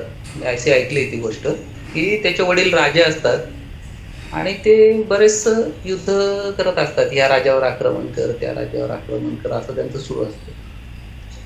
आणि सतत ते युद्धामध्ये असे बिझी असतात. आणि मग एक दिवशी हा राजकुमार त्याला वडिलांना विचारतो, बाबा तुम्ही असं काय करताय, किती आता जरा शांत बसा, थोडा आराम करा. वडील म्हणतात, अरे मी हे सगळं तुझ्यासाठीच तर करतोय. का माझ्यासाठी करताय? म्हटलं, अरे आपलं राज्य आहे आणि मी जर अजून राज्य जिंकली तर आपलं साम्राज्य होईल. आणि मी राजा आहे, तू सम्राट होशील. राजापेक्षा सम्राट मोठा असतो ना, मग तू सम्राट होशील असं सांगतो त्याच्या वडील. तर मग मुलगा विचार करतो, आता उत्तर देतो की तुम्ही कशाला ताण घेताय फार. मी सिंह आहे, सिंह. आणि सिंह जो असतो तो कोणाची उष्टी शिकार खात नाही. त्याच्यामुळं मी स्वतः काय करायचं, राज्याचं साम्राज्य करायचं ते मी माझ्या स्वतःच्या बळावर करीन आणि मी स्वतः सम्राट बनेन. त्यामुळे तुम्ही फार टेन्शन घेऊ नका. ही पहिली स्टोरी. थोडक्यात आहे की तुमचे वडील जरी किती मोठे असले तरी पण तुमचं स्वतःचं कर्तृत्व तुम्हाला पाहिजेच. त्यामुळे त्याच्यावर आपण फार जाऊ नये. आहे, चांगलं आहे, त्यांनी त्यांच्या कष्टाने कमवलं आणि ते तुम्हाला मिळालं, ही फार चांगली गोष्ट आहे. पण तरीही तुमचं स्वतःचं कर्तृत्व हे तुम्हाला असणं अपेक्षित आहे, अत्यंत गरजेचं आहे. एक बाबू. दुसरी एक गोष्ट सांगतो, तेव्हा मी शिक्षक होतो कॉर्पोरेशनमध्ये, नाशिक कॉर्पोरेशनमध्ये. आणि मी आणि माझा मित्र एका शाळेत चाललेलो. तेव्हा आम्ही दोघे सायकलवर जायचो. तुमच्या सायकलवर आम्ही आपले शिक्षक होतो दोघं आणि सायकलवर जायचो. तर आम्ही असं सायकलवर चाललेलो दोघं पॅरलली रस्त्याने आणि गप्पा मारत मारत चाललेलो आम्ही. तर तेवढ्यात एक मुलगा 11वी-12वीला असावा. तर तो मुलगा असा मस्त पल्सर, त्यावेळी ती अतिशय क्रेज होती पल्सरची, त्या पल्सर बाईकवरून सुसाट वेगाने निघून गेला आमच्या बाजूने, धाडधड निघून गेला. माझा मित्र मला एकदम, काय खरंच यार, त्या कॉलेजला जातंय पोरग, अजून रुपया कमवत नाही तर पल्सरवरून फिरतंय. आपण बघ नोकऱ्या करून आपण सायकलवरून चाललोय. त्याच्या वडिलांनी त्याच्यासाठी किती कमवलं. त्यावेळेस मी माझ्या मित्राला एक गोष्ट सांगितली होती की मित्रा, तुझ्याने त्याच्या वडिलांनी त्याच्यासाठी कमवलंय, आपल्या वडिलांनी आपल्यामध्ये कमवण्याची लायकी निर्माण केली आणि ही जास्त महत्वाची आहे. नुसतं कमवून ठेवणं किंवा कमवून असणं खूप सारं, त्याचा फार उपयोग होईल असं नाही. पण मुलांमध्ये कमवण्याची लायकी निर्माण करणं हे खऱ्या सुजाण पालकाचं कर्तव्य असतं.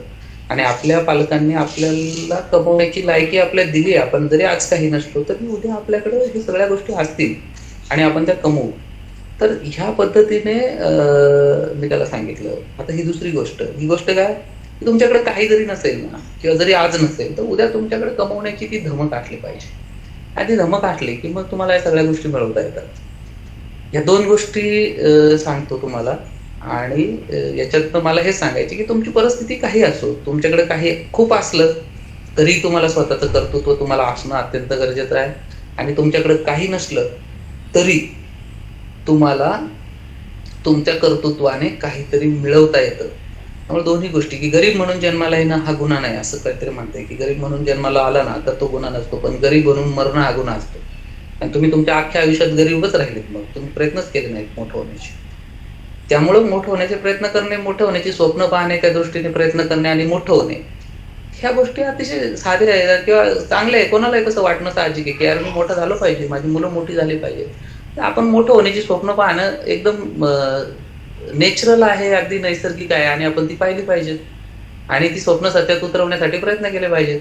तर म्हणून आज आपल्या सगळ्यांना हे जे स्वप्न आपण तुम्ही पाहताय, MPSC असो किंवा त्या व्यतिरिक्त बाकीची पण जर करिअर आहेत किंवा धंदा असो किंवा कुठलं पण असो, ज्यामध्ये तुम्हाला खूप मोठं होणं शक्य आहे, ज्याच्यातनं खूप चांगल्या पैसे कमवणं शक्य आहे, चांगली लाईफस्टाईल मेंटेन करणं सोपं आहे, तर अशा गोष्टी जर तुम्हाला करणं जर शक्य असतील तर तुम्ही त्या करण्यासाठी प्रयत्न करणं वाईट काय, चांगल्या मार्गाने तुम्ही प्रयत्न करणं निश्चितपणे चांगली गोष्ट आहे. तर अशा पद्धतीने त्या तुमच्या पुढच्या चांगल्या मार्गावरच्या वाटचालीसाठी किंवा चांगल्या ह्याच्यासाठी आपण आजपासूनच प्रयत्न कराल. आजचा अभ्यासच तुमचा उद्याचा अभ्यास आहे आणि आजचं जगणंच तुमचं उद्याचं जगणं आहे हे लक्षात ठेवून जर तुम्ही वाटचाल कराल तर तुम्हाला निश्चितपणे यश फार लवकर मिळेल आणि मोठं मिळेल. म्हणजे आम्ही करतोय त्याच्यापेक्षा अधिक मोठं यश तुम्हाला 100% मिळेल. तर त्यासाठी तुम्हाला मनापासून शुभेच्छा. थँक्यू. आता तुमचे काही शंका असतील तर आपण बोलूया.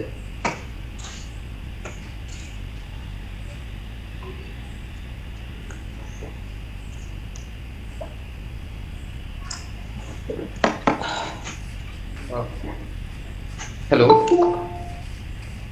हॅलो, हा बोला.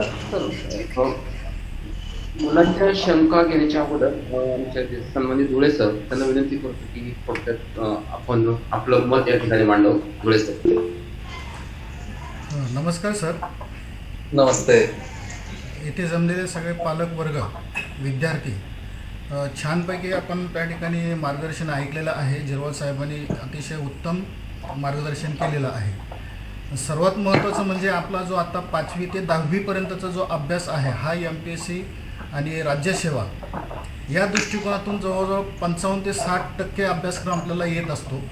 राहिला प्रश्न 10वी नंतरचा जो 11वी-12वीचा जो भाग आहे तो त्या ठिकाणी विद्यार्थ्यांनी केला पाहिजे. म्हणजे जे समजा सायन्सला विद्यार्थी जातात किंवा काही कॉमर्सला जातात, किंवा आता कॉमर्सला गेलेला विद्यार्थी किंवा सायन्सला गेलेला विद्यार्थी याचा संबंध विज्ञानाशी येतो. कॉमर्सवाल्याचा त्या ठिकाणी अर्थशास्त्राशी जास्त येतो. परंतु आर्ट्सवाल्याचा हा संबंध जो MPSC UPSC किंवा राज्यसेवा किंवा आपली MPSCची PSI STI हे पदं आहेत यांच्या दृष्टिकोनातून चांगलं आहे. मग साहेब आम्हाला असं पण इतक्यात थोडक्यात एक मार्गदर्शन करा की 11वी सायन्स घेतलेल्या आणि 11वी कॉमर्स घेतलेल्या 11वी-12वीला तर त्याने त्या दृष्टिकोनातून कसा अभ्यास करावा की ज्याने त्यांना ताणतणाव पण येणार नाही आणि आपला हा 11वी-12वीचा पण अभ्यास होईल आणि भविष्यामध्ये त्याला जे करायचं आहे तर त्याला ते करता येणं शक्य होईल. आणि सगळ्यात महत्त्वाचं की जर तुम्ही MPSC आणि राज्यसेवा यातला जो थोडासा जो फरक सांगितला की STI म्हणजे MPSC मधले STI असेल PSI असेल या पदांसाठी जो अभ्यासक्रम आपल्या महाराष्ट्राचा पुरता आहेतच. विज्ञान असेल, भूगोल असेल, मोस्टली त्याच्यावर जास्त भर दिला जातो. परंतु MPSC मध्ये व्हेन, व्हॉट आणि व्हेअर या बाबतीत संक्षिप्त विचारलं जातं. तर राज्यसेवेसाठी त्या ठिकाणी का आणि कसे, म्हणजे एखादी घटना घडली तर त्या ठिकाणी MPSC PSI असेल तर याच्यासाठी ती कुठे घडली, केव्हा घडली या बाबतीत विचारलं जाईल. आणि राज्यसेवेमध्ये ती का घडली, कशी घडली हे जे तुम्ही डिफरन्स सांगितला, जे विस्तृत वर्णन आपल्याला त्या ठिकाणी राज्यसेवेमध्ये करावं लागतं. तर अशाच पद्धतीचं थोडक्यात जर या प्रश्नाचं उत्तर मिळालं तर आमच्या विद्यार्थ्यांसाठी ते मार्गदर्शक ठरेल. आणि पुनश्च एकदा तुम्ही आमच्या विद्यालयामध्ये या ऑनलाईन व्याख्यानासाठी आलात, परवानगी दिलीत, त्याचप्रमाणे यापुढे असंच आमच्या विद्यालयावर, आपल्या संस्थेवर आणि या सगळ्या जनतेवर प्रेम राहू द्या. आणि आमच्या शाळेमध्ये ज्यावेळेस प्रत्यक्ष शाळा सुरू होतील त्यावेळेस आम्ही तुम्हाला आमंत्रण देणारच आहोत. तर त्यावेळेस नक्कीच शाळेला भेट द्या. धन्यवाद. धन्यवाद सर. यायला आवडेल मला. एकदम चांगला प्रश्न सरांनी विचारला. बहुतेक तो मुलांच्या पण मनात असेल. त्याच्यामध्ये त्यांनी सांगितलं की 11वी-12वी नंतर जेव्हा विद्याशाखा बदलतात, म्हणजे सायन्स, कॉमर्स आणि आर्ट्स असे 3 विद्याशाखा होतात, तर त्यावेळी काय. तर त्यासाठीच माझं जे मी व्याख्यानात ज्या गोष्टीवर भर दिला की तुमचा शालेय पाया जो आहे तो मजबूत असला पाहिजे.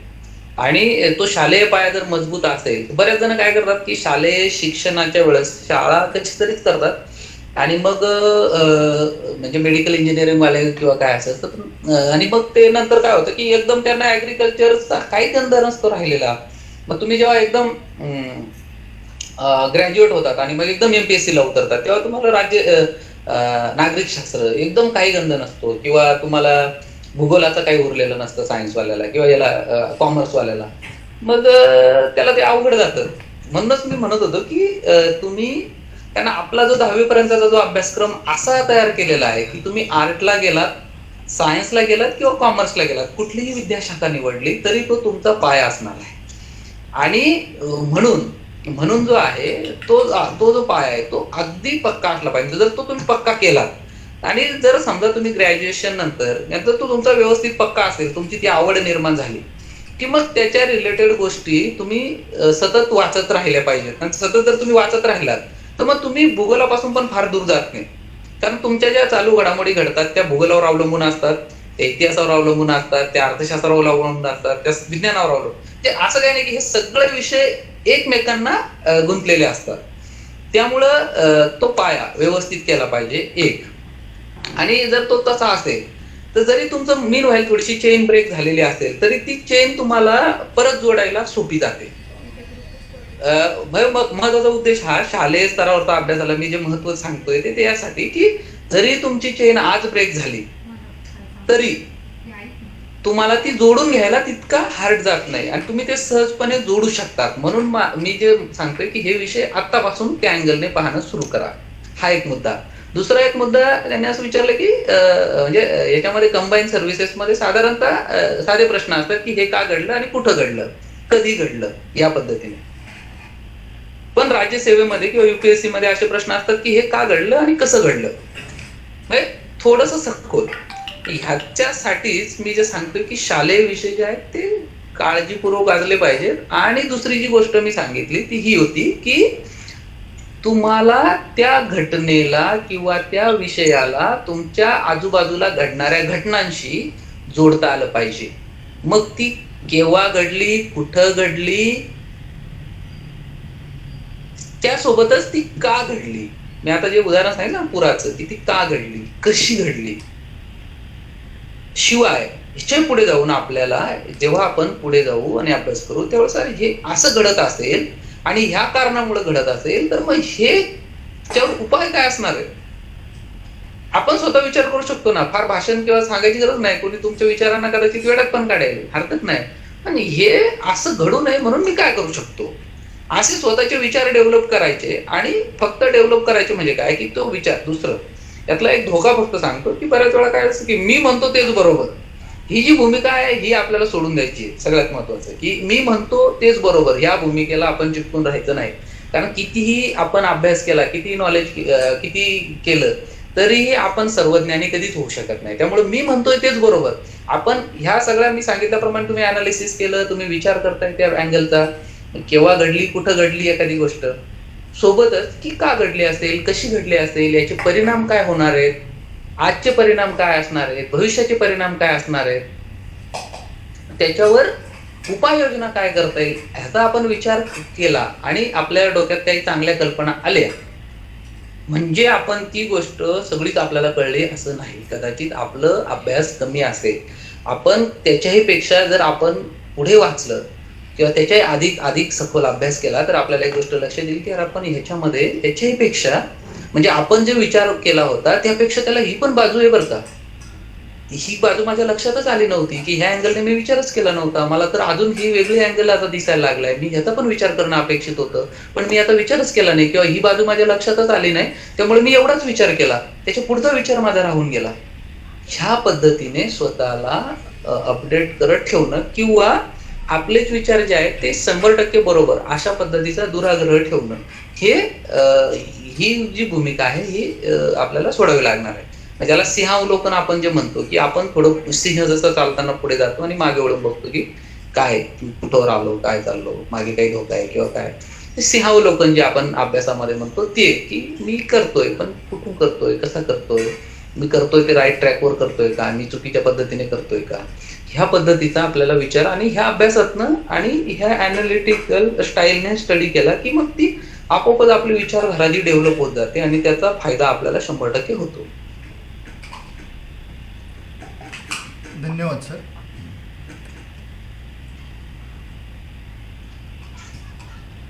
विद्यार्थ्यांना कोणाला काही शंका असेल तर आपले प्रश्न विचारू शकतात. विद्यार्थी आहेत, पालक आहेत. हॅलो, हा विचारा.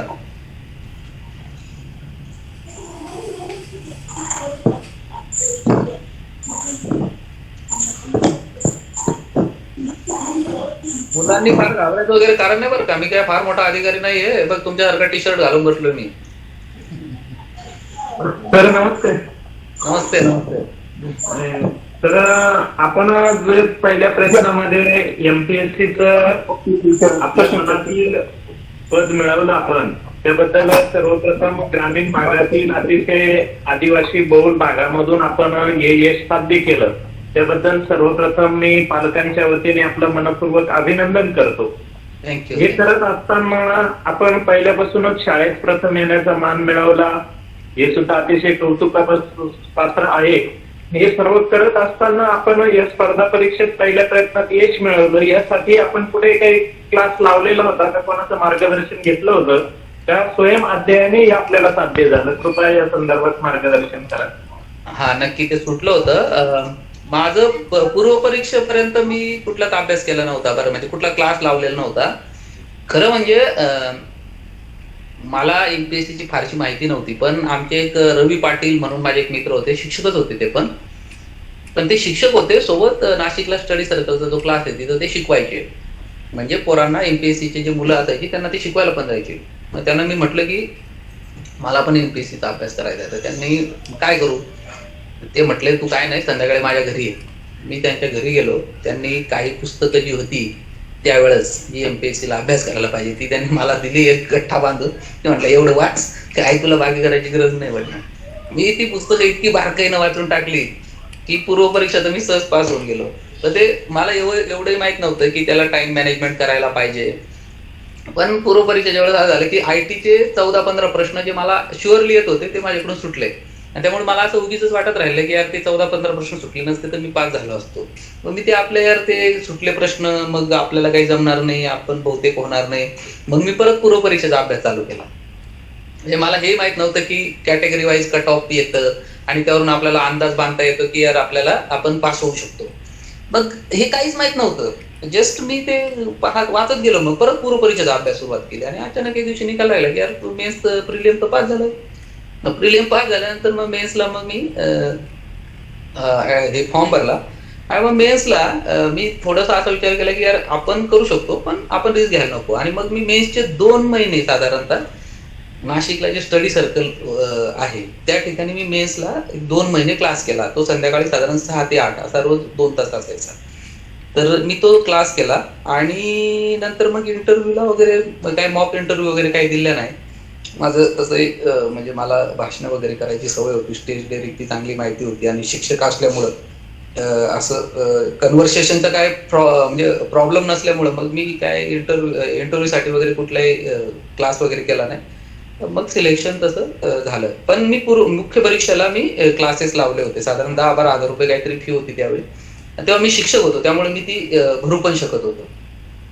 क्लास लावायला हरकत नाही जर समजा त्यावेळेस तुम्हाला असं वाटत असेल, पण त्यासाठी नुसतं क्लास लावून तुमचं होणार नाही. की तुम्हाला असं वाटलं की मी खूप चांगला क्लास लावला तरी तर मग मला काही करायची गरज नाही, तर असं काही नाही. सेल्फ स्टडी हा सगळ्यात महत्वाचा आहे आणि क्लासेस तुम्हाला निश्चितपणे मदत करू शकतात, पण ते गरजेप्रमाणे आपण वापरले पाहिजेत. ते अगदी असं काही म्हणायची किंवा असं वाटायची गरज नाही की क्लास म्हणजे हे किंवा क्लासची अजिबातच हे नाही किंवा मी केला नाही. तर मी केला होता क्लास आणि त्याचा मला झाला ना 100% काही प्रमाणात फायदा तर मला झाला. कारण कसं असतं की बऱ्याच वेळा थोडंसं ओरिएंटेशन होतं क्लासने, आपण कुठं किती वाचलं पाहिजे, काय वाचलं पाहिजे, कारण अभ्यासक्रम खूप मोठा आहे. आणि मग त्यावेळेस आपण किंवा प्रेझेंटेशन आपलं कसं असलं पाहिजे, थोडेसे आपले पूर्वापार संस्कार असतात आपल्यावर की शाळेत असताना आपण असं एखाद्या प्रश्नाचं 1857 उठावाचं उत्तर आपण 9वीत पण लिहिलंय, 10वीत पण लिहिलंय, पण MPSC तेच उत्तर लिहितो तेव्हा आपल्याला थोडंसं डेप्थ लागते किंवा त्याची प्रेझेंटेशन थोडीशी वेगळी लागते. तर त्या अँगलने आपण जर समजा आपल्याला शक्य असेल तर क्लास केला तर हरकत नाही, कसं नसेल काय अडचण नाही. पण अगदीच गरजेचं आहे असं पण नाही. मी स्वतः मात्र केलेलं. धन्यवाद सर, धन्यवाद. थँक्यू. हॅलो. हा बोला. हा नमस्कार सर, मी पंडितराव चौरे बोलतो, दोंडवन चांदवडवरनं. नमस्ते नमस्ते, बोला चौरे साहेब. सर सर्वप्रथम धुळे सरांचं पण कौतुक आणि तुमचं पण करतो, कारण धुळे सरांनी हा प्रोग्राम आयोजित केला आणि तुम्ही मार्गदर्शन करताय. आता मी एक पालक आहे आणि विद्यार्थी पण आहे.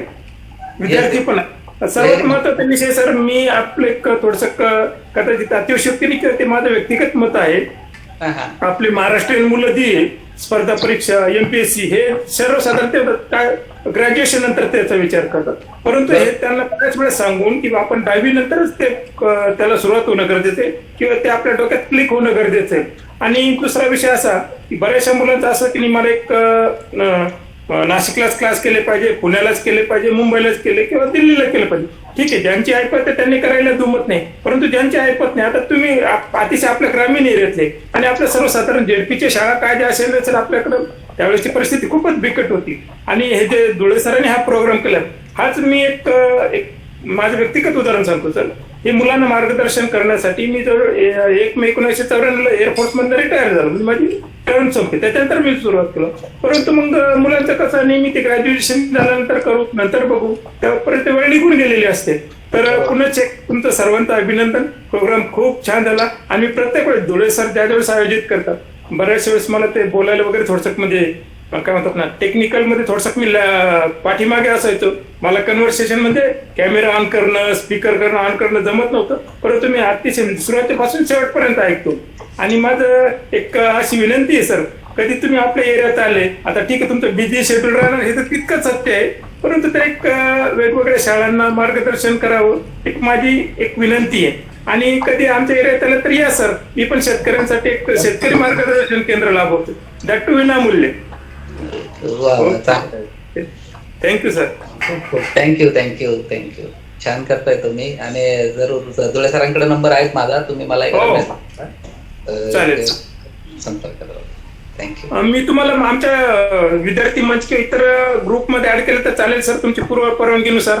हा नाही होतंय, काय हरकत नाही. फक्त होतं काय माहितीये का की ऍक्टिव्ह तितकं राहता येत नाही ग्रुप्सवर. काय होतं की म्हणजे तितका असा डेडिकेटेडली वेळ काढून नाही का. आणि मुलांना कसं असतं की जसं आता ज्या पद्धतीने मला सांगता आलं किंवा ज्यावेळेस मग थोडंसं तर ते तितकं म्हणजे ग्रुपमध्ये थोडे मर्यादा येतात किंवा नाही शक्य होत. आणि बऱ्याच वेळा मग कसं आहे की आपला मुद्दा किंवा आपल्याला जे टेक्निक सांगायचं आहे तर ते थोडंसं त्याच्यावर मर्यादा येतात, त्यामुळं तो प्रॉब्लेम होतो जरा. त्यापेक्षा मला तुम्ही असंच जरी तिकडच्या ग्रुपला कधी पण हे केलं किंवा काय केलं तुमच्या मुलांना जोडून दिलं तरी मला हरकत नाही, तर ते जास्त इफेक्टिव्ह होईल असं मला वाटतं. एक पुन्हा ऍडिशनल मी पॉईंट मांडते. तर मी काही तांत्रिक अडचणी समजू शकतो सर. तुम्ही उच्च पदस्थ आहात, शासकीय सेवेत करत असतात, त्याला प्रत्येक गोष्टीच्या मर्यादा असू शकतात. तर मी एक विनंती करतो सर, मी सगळ्या गोष्टी समजू शकतो.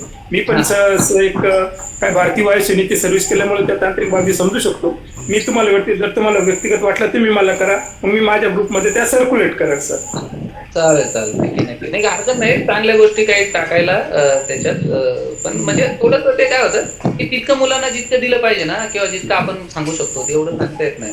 फक्त एक मुद्दा तुम्ही जो सांगितला तो मला फार हायलाइट झाला की ग्रॅज्युएशन झाल्यानंतर मग स्पर्धा परीक्षांकडे वळणं हा फार म्हणजे चांगला. बऱ्याच वेळा काय होतं की मेडिकलला जाता आलं नाही, इंजिनिअरिंगला जाता आलं नाही, कुठली नोकरी मिळाली नाही, कुठला डिप्लोमा करता आला नाही, मग आता स्पर्धा परीक्षा करा असं केलं की मग त्या स्पर्धा परीक्षांचा खूप त्रास होतो किंवा त्या परीक्षा खूप हार्ड जातात. पण शालेय जीवनापासून तुम्ही जसं म्हटलं ना ते शालेय मी ते सांगतोय की शालेय जीवनापासून थोडीशी तयारी चालू ठेवा, त्या अँगलने आपण अभ्यास करतोय हा फक्त दृष्टिकोन ठेवा, ते सोपं होतं. ते खूप चांगला मुद्दा मांडला. धन्यवाद.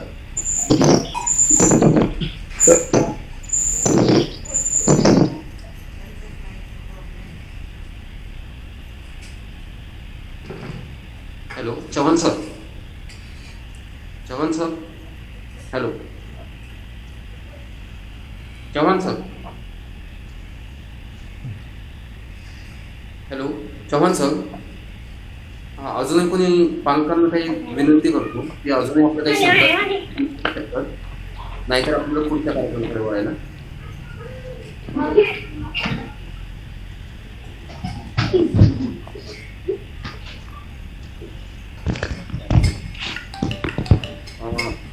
मला वाटतं कोणाच्या शंका नाही. कुठे मॅडम या ठिकाणी आभार प्रदर्शन करावं. कुठे मॅडम.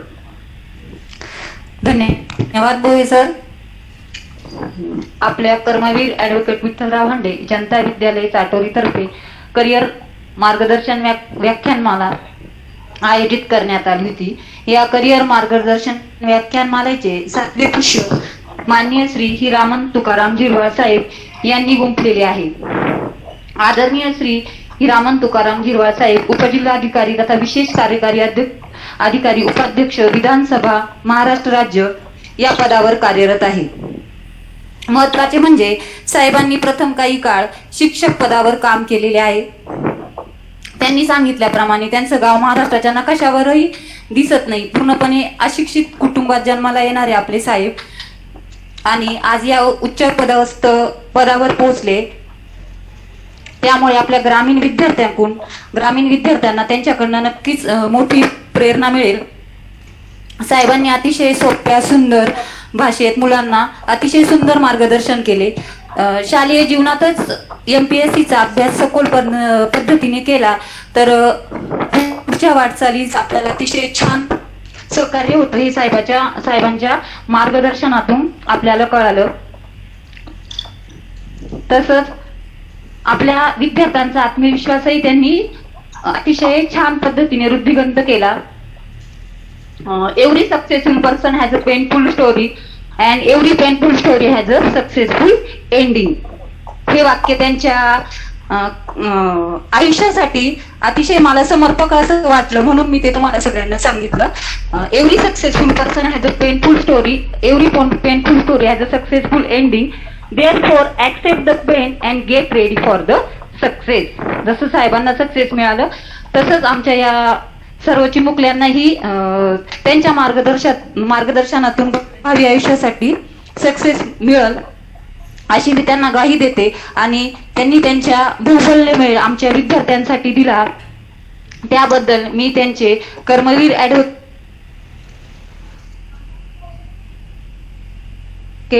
मानते. तसंच या कार्यक्रमाचे आयोजन करणारे आमच्या सर्वांचे प्रेरणास्रोत या आमच्या आजच्या कार्यक्रमाचे अध्यक्ष आदरणीय श्री PK धुळे सर यांचेही मी आभार मानते.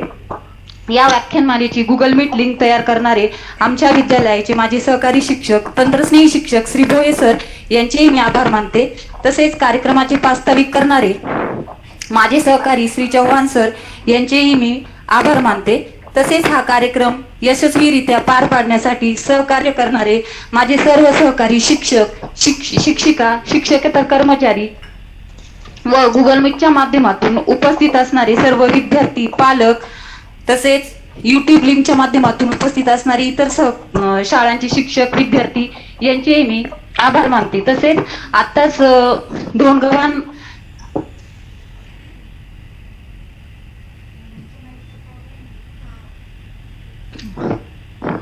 व्याख्यानमाले सहभागी घेणारे हौशी शिक्षक विद्यार्थी यांचे मी आभार मानते.